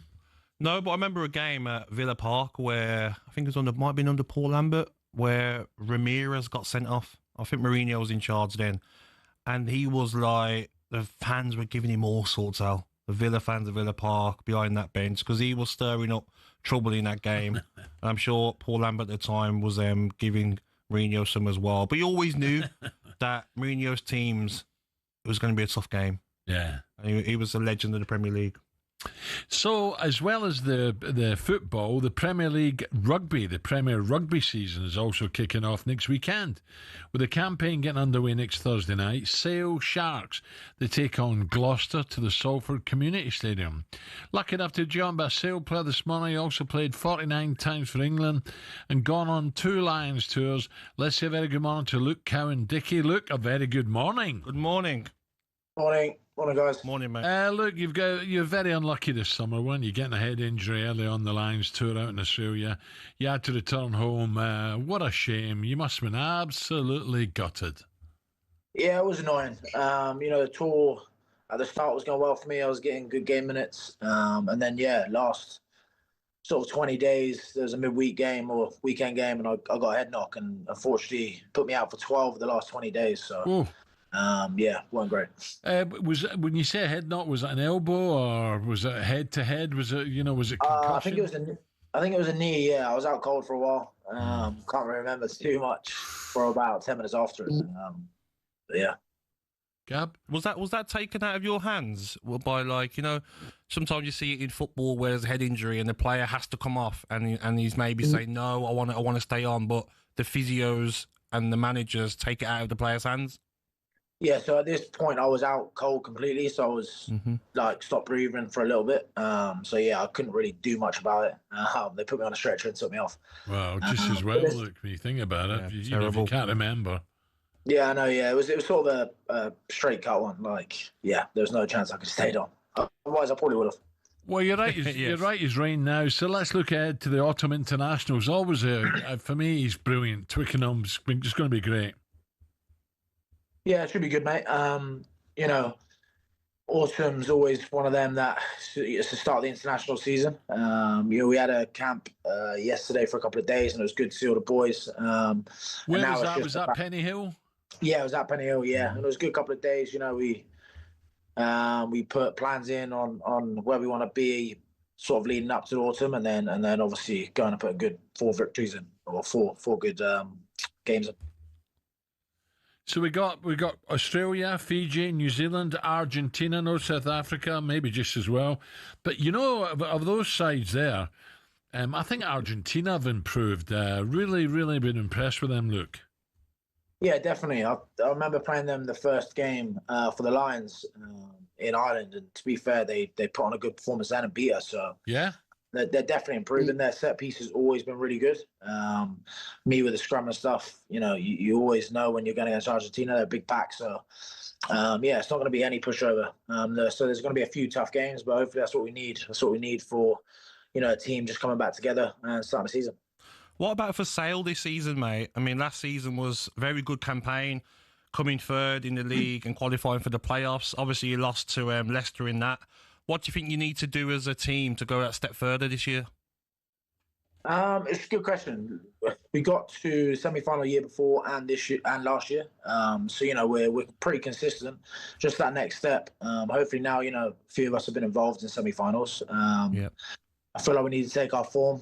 Our form sometimes dips mid-season. I feel like if we can keep and maintain a good performance throughout the year, I feel like we'll be able to go a step further. Also, it depends. Home semi-final, if we can push to get a home semi, it definitely makes a massive difference. And I don't think we've had one. So if we can get one of them this season, then I'm sure we can make it through to the final. Just a quickie, England, number 10 position. Owen's back in the Premiership now, so it's going to be tough for the coach, isn't it? Yeah, definitely. We've got Marcus, Finn, 40, and like you said, now Faz has come back in. It's going to be a difficult one, but for me, they're all quality players. Whoever plays will definitely do a job. But I think for England, as the national side, I think it's good.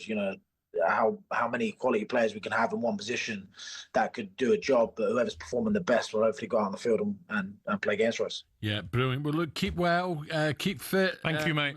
Look, awesome thank you very much, and have a great season. Thank you. Yes, good luck, mate. Thank you, guys. Thank you so much. Nice one. So it's dangerous, isn't it, when you get one on the side of the head like that? Of course. Like you said there, to be knocked out and I had a couple of bad ones when I was a kid, Yeah, a couple. I came in off the wing and headed a ball. I just got there before the big centre-half who caught me right in the side of my temple. There's been players that have had to retire because of concussion. Because the doctors will say, listen, you need to stop playing because you can't be heading the ball anymore after that serious concussion. Remember a player, Nathan Baker, used to play for Aston Villa, had to retire because of concussion. Yeah. Dangerous. Oh, I had a couple, I think, as a kid as well. So the Goldstein. You can tell. Goldstein? Absolutely, yeah, he had more than a few. You two still got... he's got some hair gel out. Has he? Yeah, he's got his own hair gel out. Yeah, 36 quid. I swear, he's got it out. You want to buy some? I don't know who he thinks he is. Coming up, guess what, United fans? Gabby's at it again. He believes Amorim is asking for the sack with his words and actions. Do you agree? 03717 223344. Gabby thinks he wants a payoff. That's the number to call.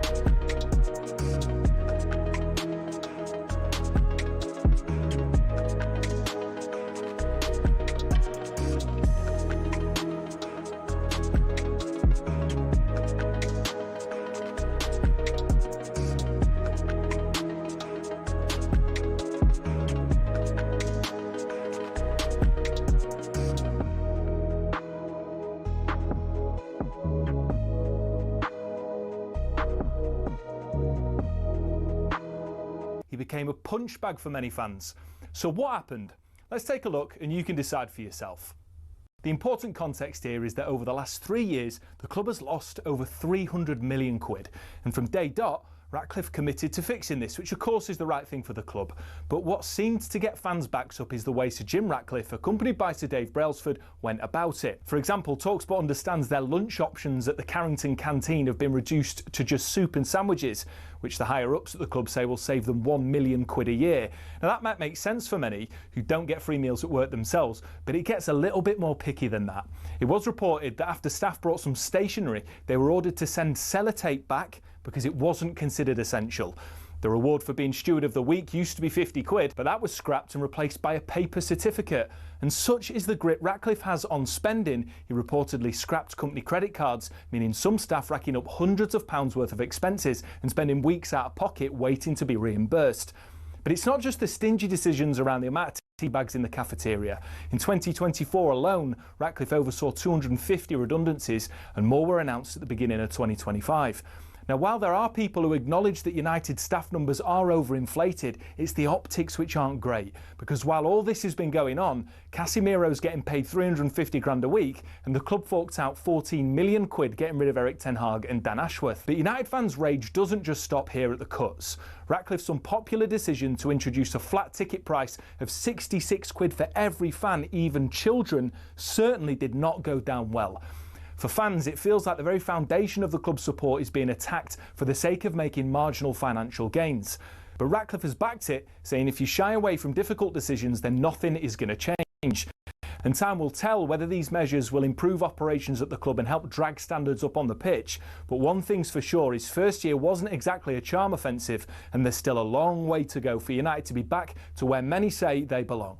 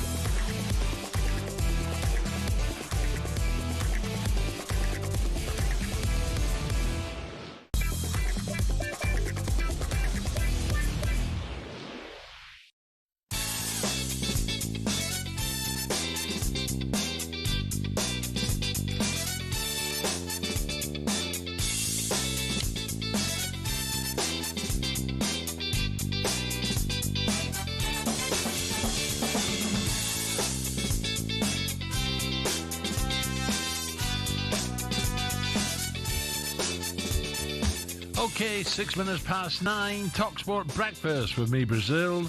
Gabby Agbonlahor and Arnold Clark get the UK's best used car deals guaranteed. Plenty more Champions League action for you tonight across the talkSPORT network. Liverpool and Atletico Madrid on talkSPORT. Three-time European Cup winner Phil Thompson joins us in around half an hour's time.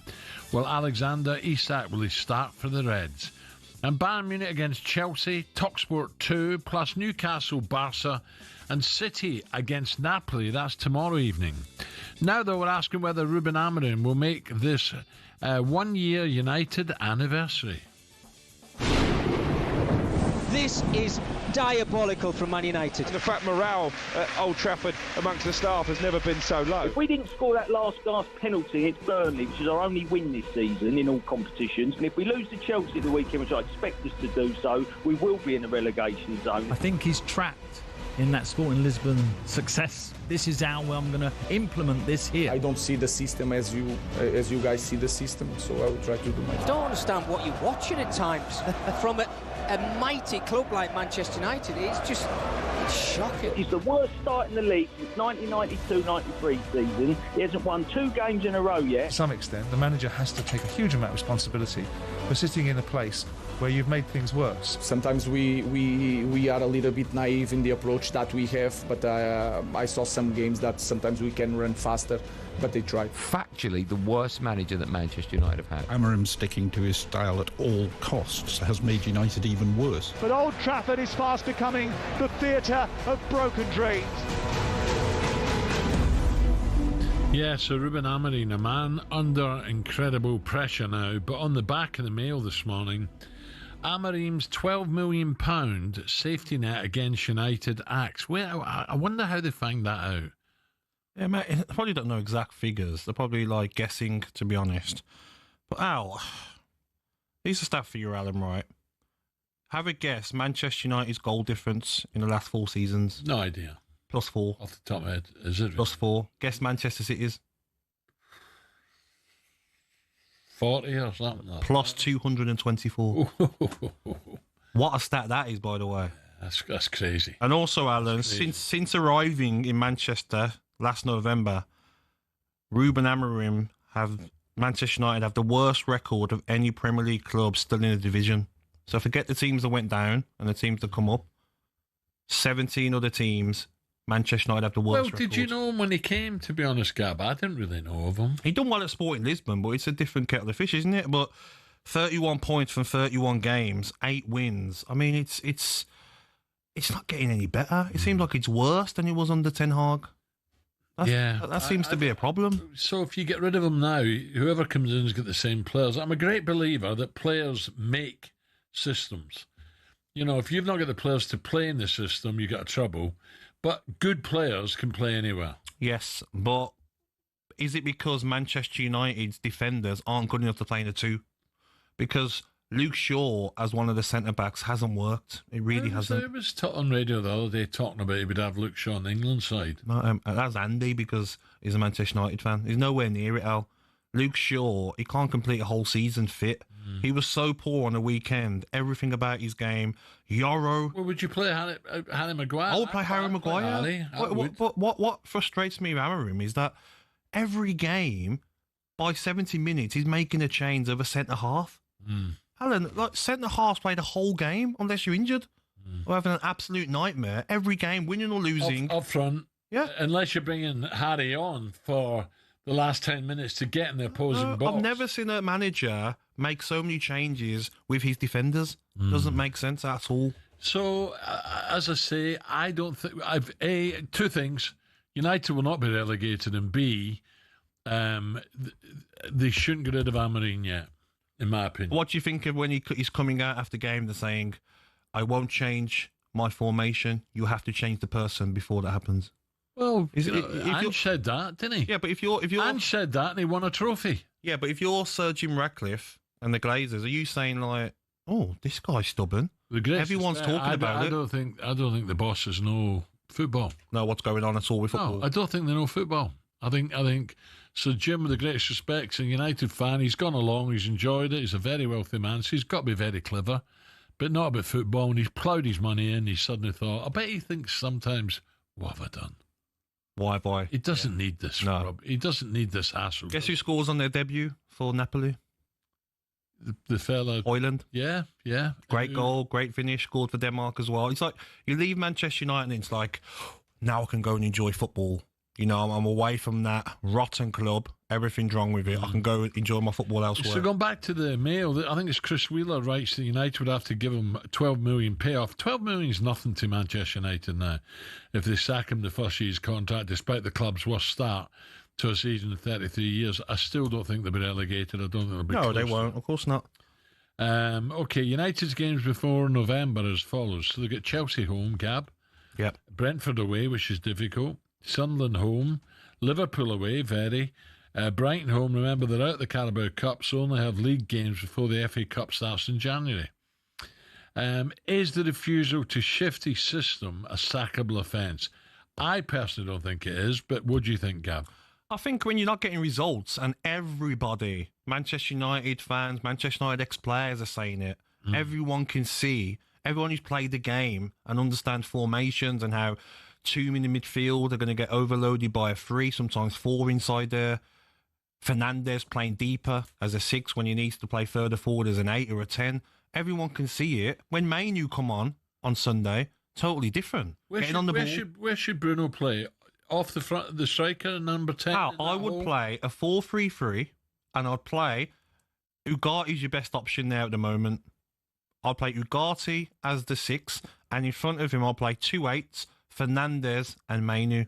Then I'll play Cunha off the left, I'll play Mbeumo off the right, and Šeško up front. That's what I'll play. Fernandes is further forward. Is Šeško going to be good enough? I think he will be. If someone can cross the ball to you. Yeah, but Al, no offence.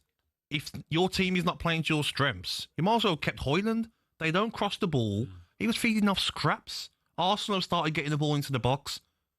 His recent goal in the Premier League, who was it against? When Eze crossed it to him, Gyökeres. Getting the balls into the box early. They need that service. It's like Haaland. Yes. Haaland, just give him the proper service. Exactly. 9 out of 10, he scores. Exactly. So play that formation. Everyone will agree. Pick your 2 best centre-halves. If that's Harry Maguire alongside Yoro, because Yoro's got the speed. You play Dorgu or Luke Shaw at left-back, and you play Mazraoui or Dalot at right-back. 4-3-3, and you'll get more. I'm not sure about him. I thought De Ligt was a good... They should sign him a while ago and didn't. Yeah. But anyway, look, let me take a quick call. It's not good. If you're an United fan, you're gutted. First half, was it that bad against City? First half, I'm not sure it was. Riley's a United fan. Riley, what is the major problem here, Riley? Good morning, boys. I won't lie to you. I think it's the fans. To be honest with you, I think half our fans are so deluded and they're so impatient. I think Rome can be built in a day. Some of them, I genuinely... I agree. Don't get me wrong. I agree with a lot of the points that you just said. Like, I do think the formation, stubbornness can get you sacked. But if he changes, the players think, oh, he's kneeling down on one knee now.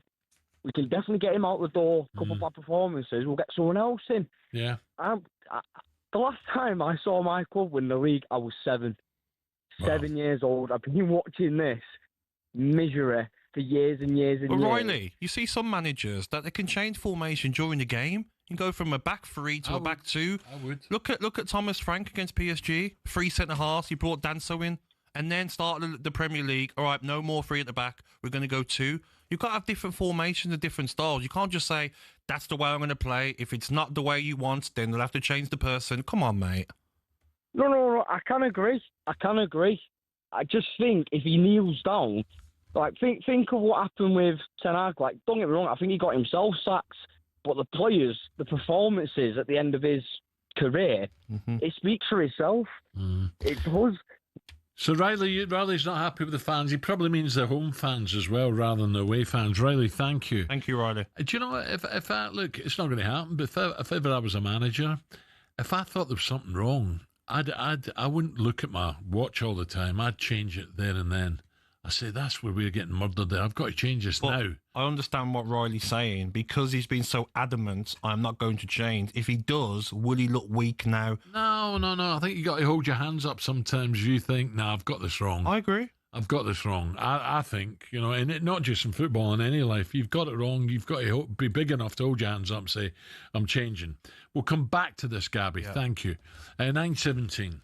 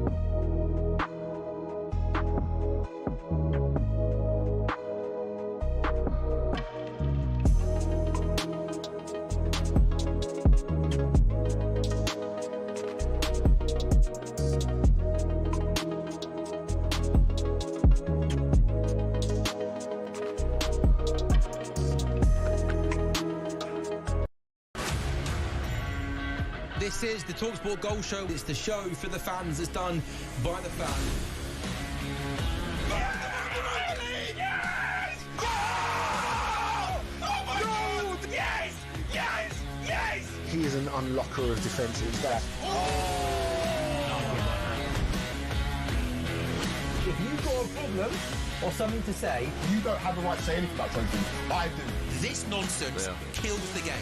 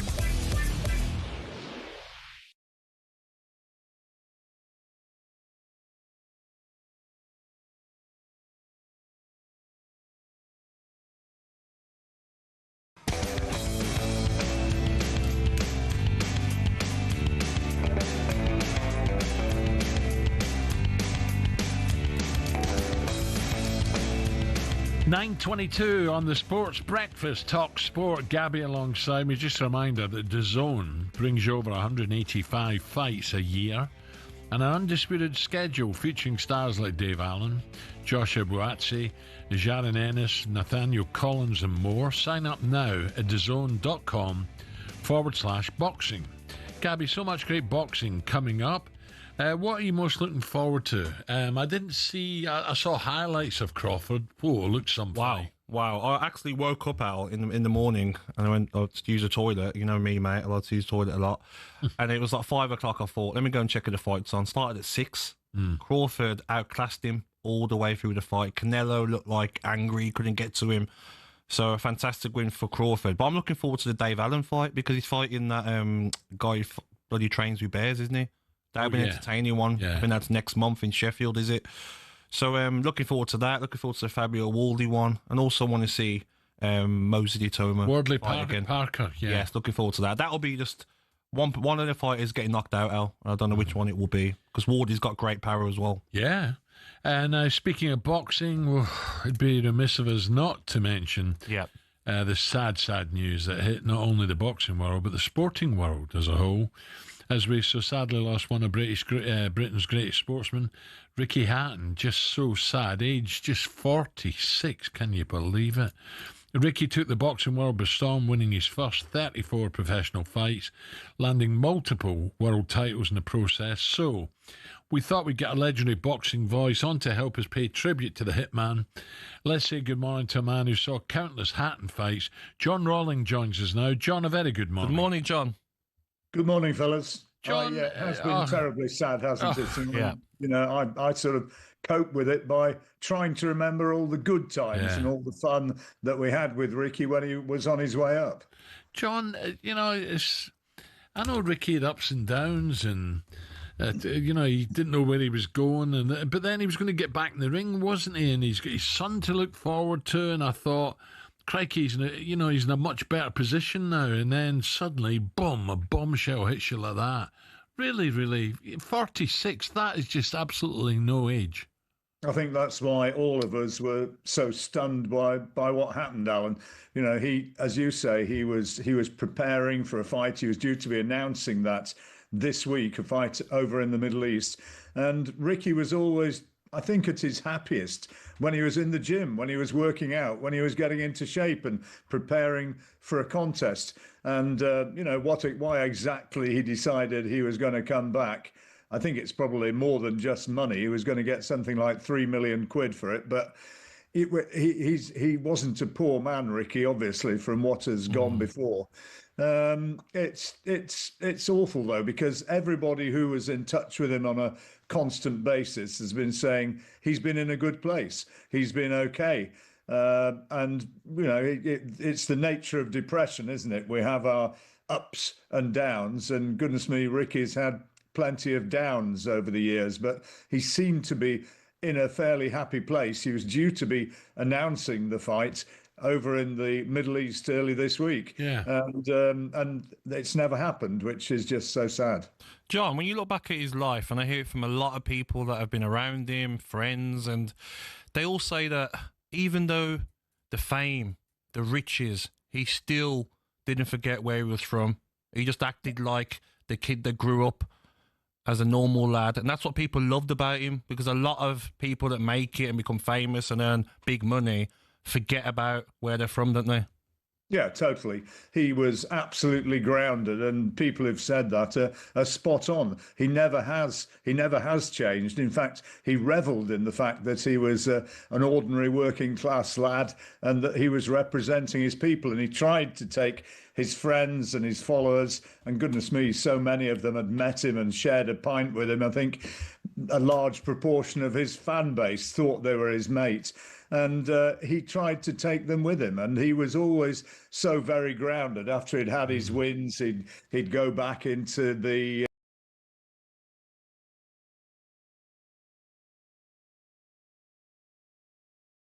to dress up outrageously, and they'd drink and play darts together and have a good laugh. And he was so happy when he was alongside them. Yeah, he'd got the Gallaghers as friends and other showbiz people. Of course, they all knew him and knew of him, but he was, I think, happiest when he was with the lads who just went down the local and had a pint and had a laugh. Very sad.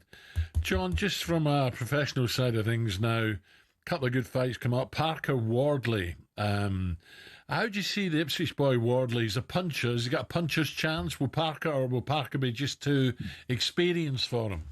No, he's absolutely got a puncher's chance. You know, he's got a puncher's chance against anybody. If you hang your chin out against Fabio Wardley, there's going to be a price to pay.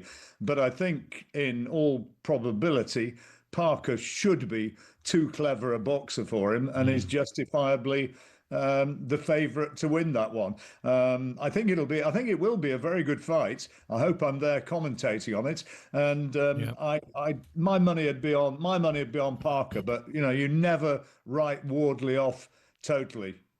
I want to ask you as well on Moses Itomo, because Brilliant. I mean, Turkey wants him to fight, you know, Usyk straight away, but obviously he's not ready for that. Who would you like him to fight next? Who out there would you think would have been a perfect match for this stage of his career? Well, he's got to get somebody in there who gives him a test, somebody who's durable, and somebody who can stay with him. He doesn't need throwing in against somebody who is technically as good as Usyk, because Itama's got so much talent. He's definitely one for the future.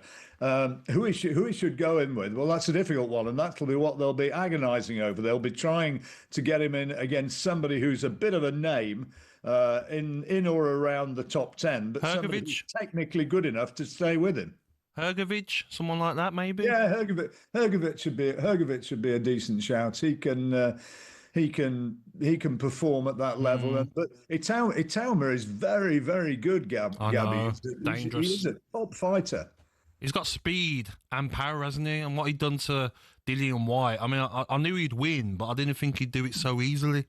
Well, he beat him with contemptuous ease, didn't he? You remember back to, well, you probably don't because you're not old enough, but if you remember, Alan will remember. Young Tyson.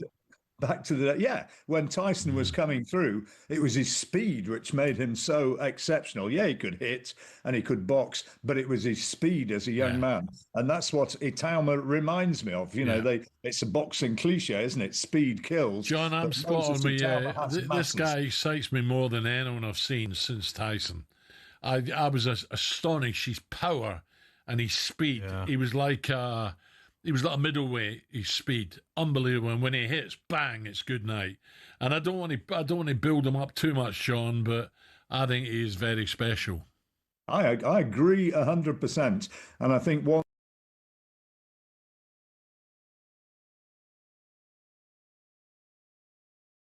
years, Moses Itama will be a world champion of one sort or another. The biggest names like Usyk, I think it would be wise probably to avoid them, because why put that on a lad of 20, 21 years old? But he's very, very good, and he's going to be a big star for a long time to come. If you're an AJ or Tyson Fury, you're avoiding him at all costs, aren't you? Oh yeah, God, they'll fight each other next year. Yes. But I don't think they need anything of Itama. There's no way. John, great to talk. Top man, John. Thank you. Sad note, poor Ricky. Yes. I really feel that way. But we look forward to the likes of this fella, Tuma, Magic, and Isak, of course. Usyk, sorry. We're going to talk Isak now. We're going to talk Isak now. From Isak a fighter? From Usyk to Isak. That's where we're going now. John, thank you.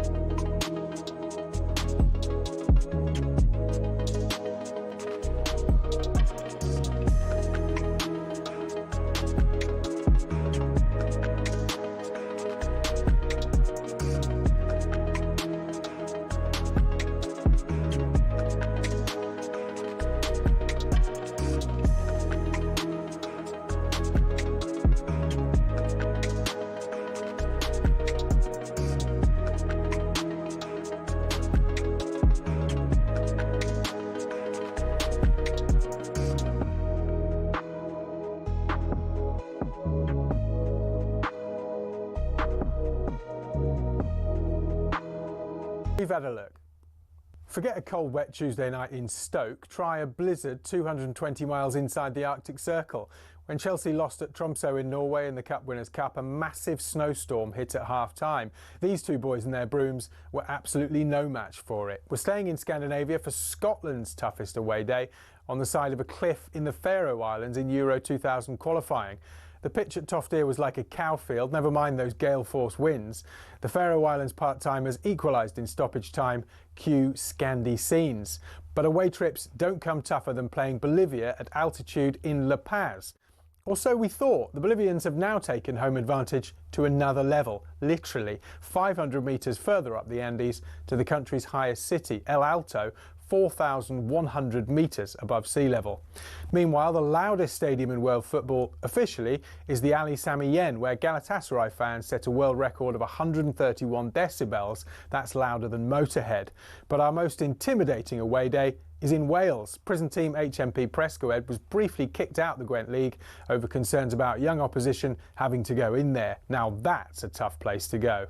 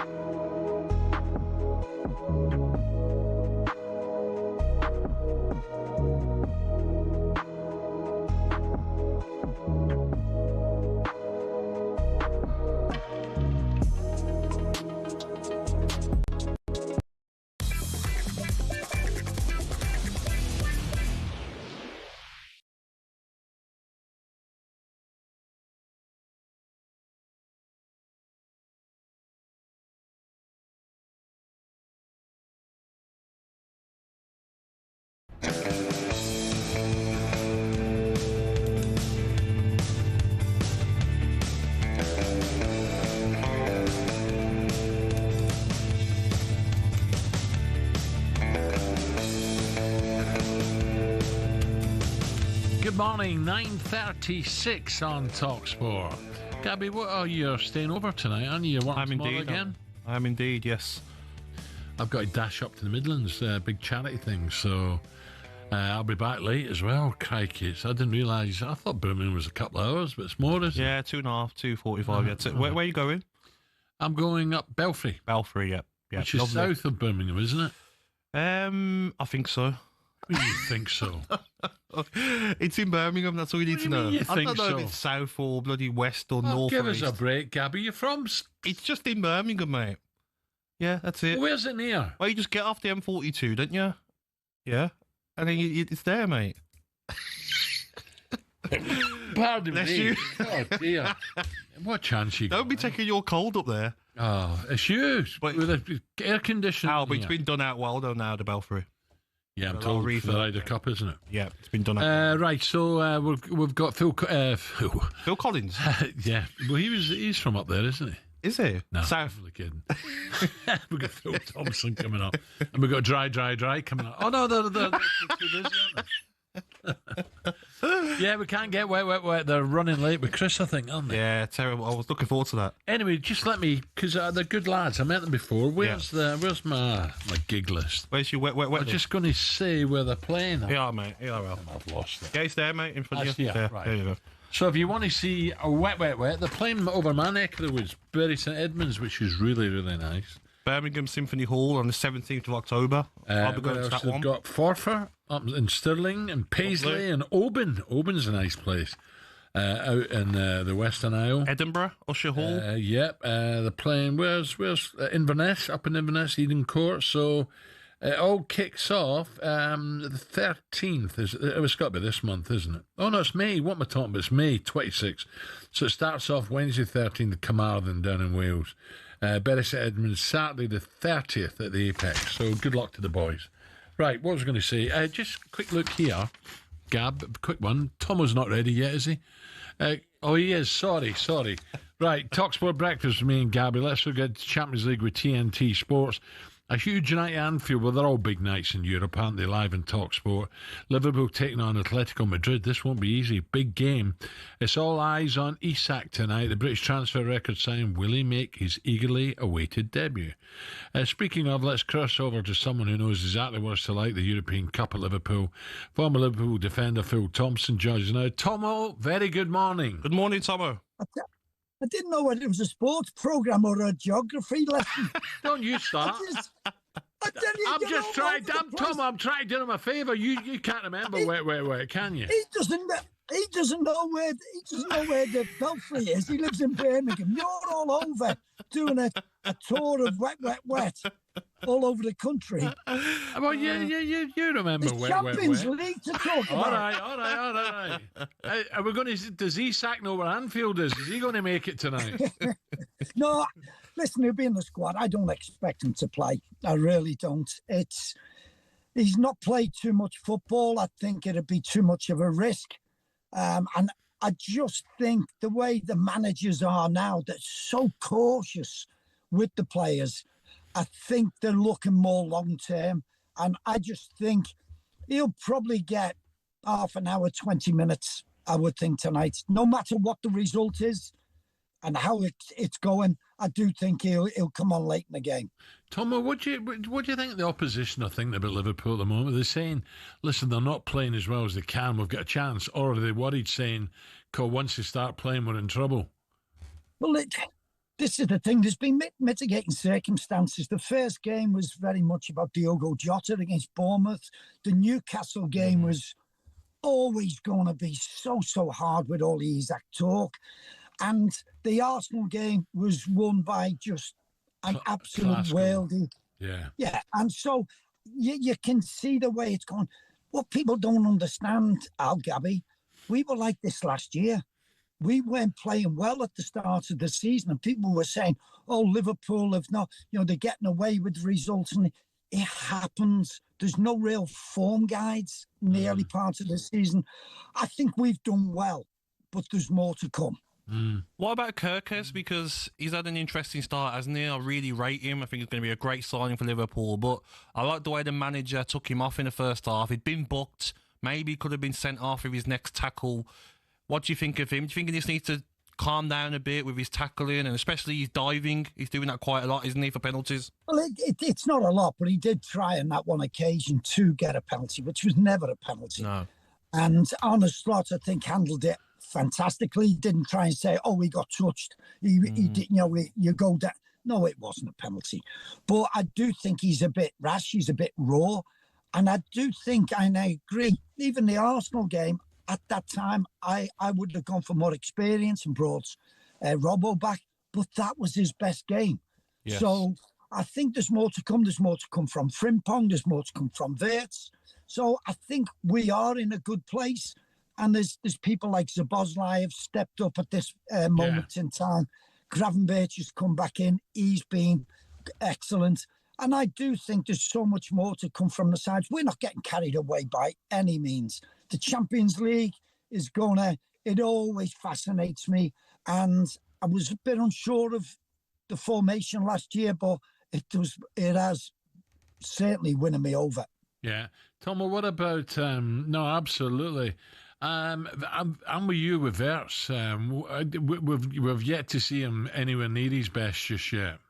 Yeah, exactly. I think he's a sensational player, but I do think getting used to the physicality, and everybody squeezes. So he's been brought to make a difference in the hole in between that sort of their defence and the midfield, getting in those little pockets. But it's so crowded in the Premier League.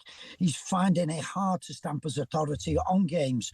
But that is the great thing. I think there's so much more to come because if you just watch him, he is a proper footballer. Yeah. I think as well, it's early to the season, isn't it? 4 Premier Leagues games have gone. Give the lad... Moore's not hit the ground running yet. Exactly, but give the new signings a bit of time. Frimpong, Kirkes, and especially Wirtz. Big pressure, big money signing. He's an outstanding player, and he showed, didn't he, when he scored that free kick for Germany, what he's capable of as well from set pieces. Oh, yeah, it's going to be great, isn't it? Him and Szoboszlai fighting over free kicks. It should be sensational. But I'm looking forward to tonight.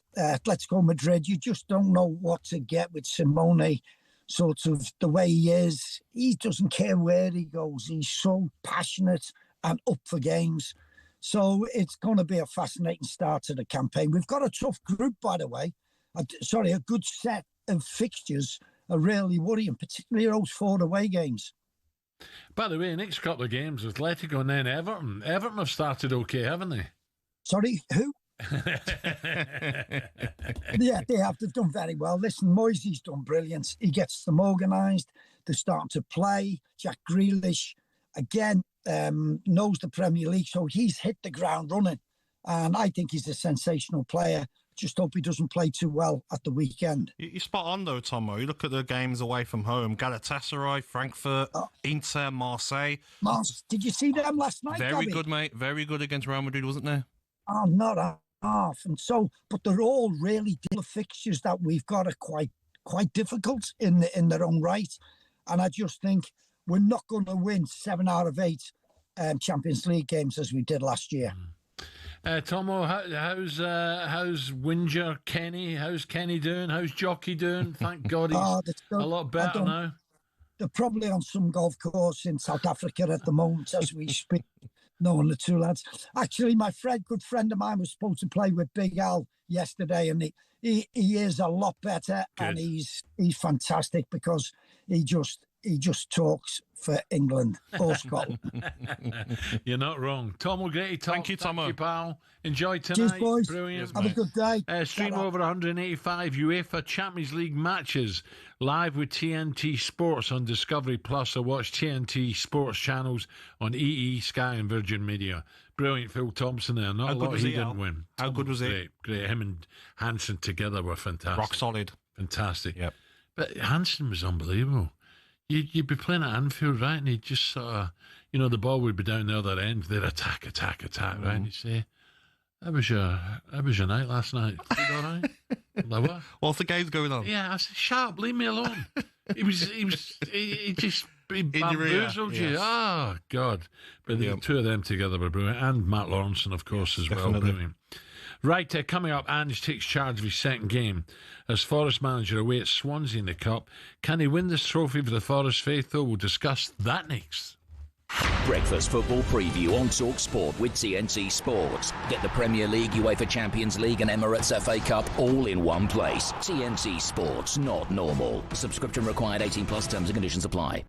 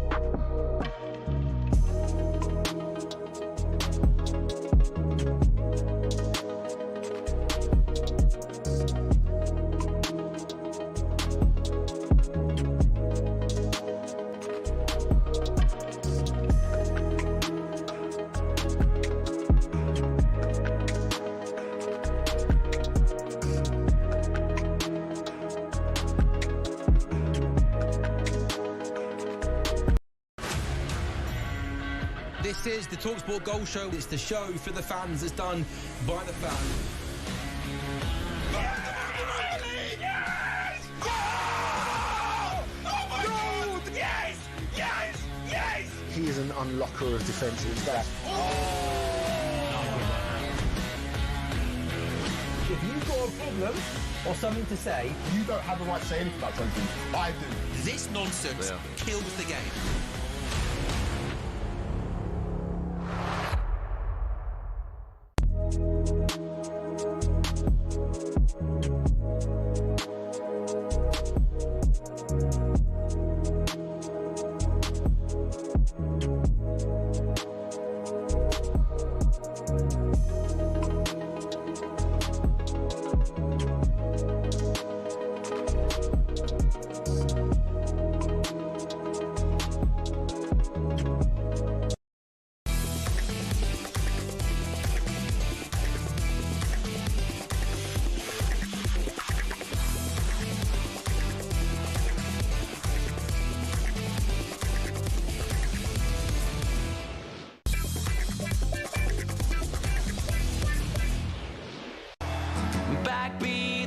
On the street that the fire in your heart is out. I'm sure you've heard it all before, but you never really had a doubt. I don't believe that anybody feels the way I do about you now. 9:52, talkSPORT Breakfast with me, Brazil and Gabby. And Arnold Clark gets £750 off any used electric car or home charger. Don't miss your last chance to enter our biggest competition ever. £25,000 cash and tickets to see the Gallagher Boys, Oasis, live at Wembley on Saturday, 27th of September 2025. Yes, 25 grand and Oasis tickets. You have till 9 a.m. this Friday to enter. Here's how you can do it. 18 plus, UK excluding Northern Ireland. For a chance to win, text the word Oasis to 83338 and you're in the draw. Text costs £2 plus one standard network rate message. You must have the bill payer's permission. Or you can enter for free by calling 0330 880 3338. All entries must be received by the 19th of September at 9 a.m. This is a talkSPORT limited promotion run on talkSPORT, Talk and Virgin Radio UK stations. Full terms and conditions at talksport.com. That was a great start from Emma earlier about so many people now are passing the tests in automatic cars. Oh, Alan, stop. So your young boy, your young son, yeah, I'd get him in an automatic. It's easy to manual, mate, and get him a nice little Mini. So what if when he's older and he wants to change his car to a manual? But he won't. Once you why drive not? an auto, you'll always drive an auto unless you're going for. But isn't it nice to know that you can if you want to? No. You could be in Spain. You could be staying at your place. You're letting him stay there. If you pass your driving license, you can't drive manual. You sure? Nope, you can't. You don't have to. Oh, come on, it's easy. Okay, then. This is a question for you, right? My son, in a couple of years, wants to stay at your place in Marbella because you like him, you'll let him stay there, and he wants to rent a car out. Only manuals available in Marbs. And he can't drive it because he hasn't. I'll give him a car in my garage, which is not. No, it's not. It's definitely a manual, isn't it? It's not a manual. Yeah, it is, mate. I only drive automatics. No, you don't. I do. I just think it's lazy for me, so he's doing it in manual. Oh, God. Sorry, mate. Let's talk about it. I know, Scrooge. Right, so in the League Cup tonight, Angers Forest take on Swansea. Angers, we know, likes to think of themselves a trophy specialist, especially after delivering one for Tottenham last season, but still losing his job, of course. Gab, do you think the League Cup is the competition he should be targeting this season with Forest? I think he should try. With the FA Cup. Yeah, League Cup, FA Cup and Europa League. I feel that they've got a strong enough squad to go far in all competitions. Not the Premier League, of course, but the cup competitions. But what he's got to do, Alan, I think he will be having a good think since the weekend. What is his best front line? You know Gibbs White's going to start in a number 10 position with Sangare and Anderson behind him. But they've got so many options now with the players they've brought in. Yes, they've lost Alanga, which they do miss on the counter-attack, but they've got Ndoye, they've got Hudson-Odoi, they've got McAtee, they've got Hutchinson, they've got Bakwa. They're also solid at the back, Gab, Yes. and you'll build from that. Oh, of course, but what I mean is that last year you knew what their front three was. Hudson-Odoi, Alanga, Wood. Now Alanga's gone. Ndoye's come in, good player. Hutchinson, was on the bench on the weekend, didn't come on. McAtee come on for a little bit. Douglas Luiz can play in that number 10 position at times as well. Bakwa come in as well as a young winger. So he's got to work out in training what's my best front line to help feed Chris Wood and get him goals. Once he figures that out, and then you'll say, you know what, maybe this team I can use for Europa League, I can mix and match. But they've got so many choice of players. And sometimes, Alan, question for you, can having too many players be a problem? You've seen Pep say it. Pep sold a lot of players because he wasn't happy with a big squad. Yes and no. And when I say no, it's not. If you're a Fergie, Fergie had a big squad, but Fergie had control of his squad. Yes. They didn't sulk. They didn't have answer. They were scared to sulk, weren't they? Well, there you go. Right? I know the game's changed. Yes. But some coaches, managers are comfortable. Look, you do it my way. Cloughie was the same, wasn't he? Right? You do it my way, or see you later. There's the door. All depends what sort of player you like, what your attitude is. I'll show you. What do you mean I'm not playing? I'll show you. That's the attitude you're looking for. Response. What I'd love Ange today, though, is I know that the pressure will be on. It's Swansea away is the game. Yeah. That won't be easy. It won't be easy, but it's a game they should get. They should, yeah. But, if they lose tonight, then it's going to be, okay, was this the right decision to bring Ange in? But once he sorts out the right team and the right players that he wants, then, because a lot of them signings, Al, none of them were his players. Mm.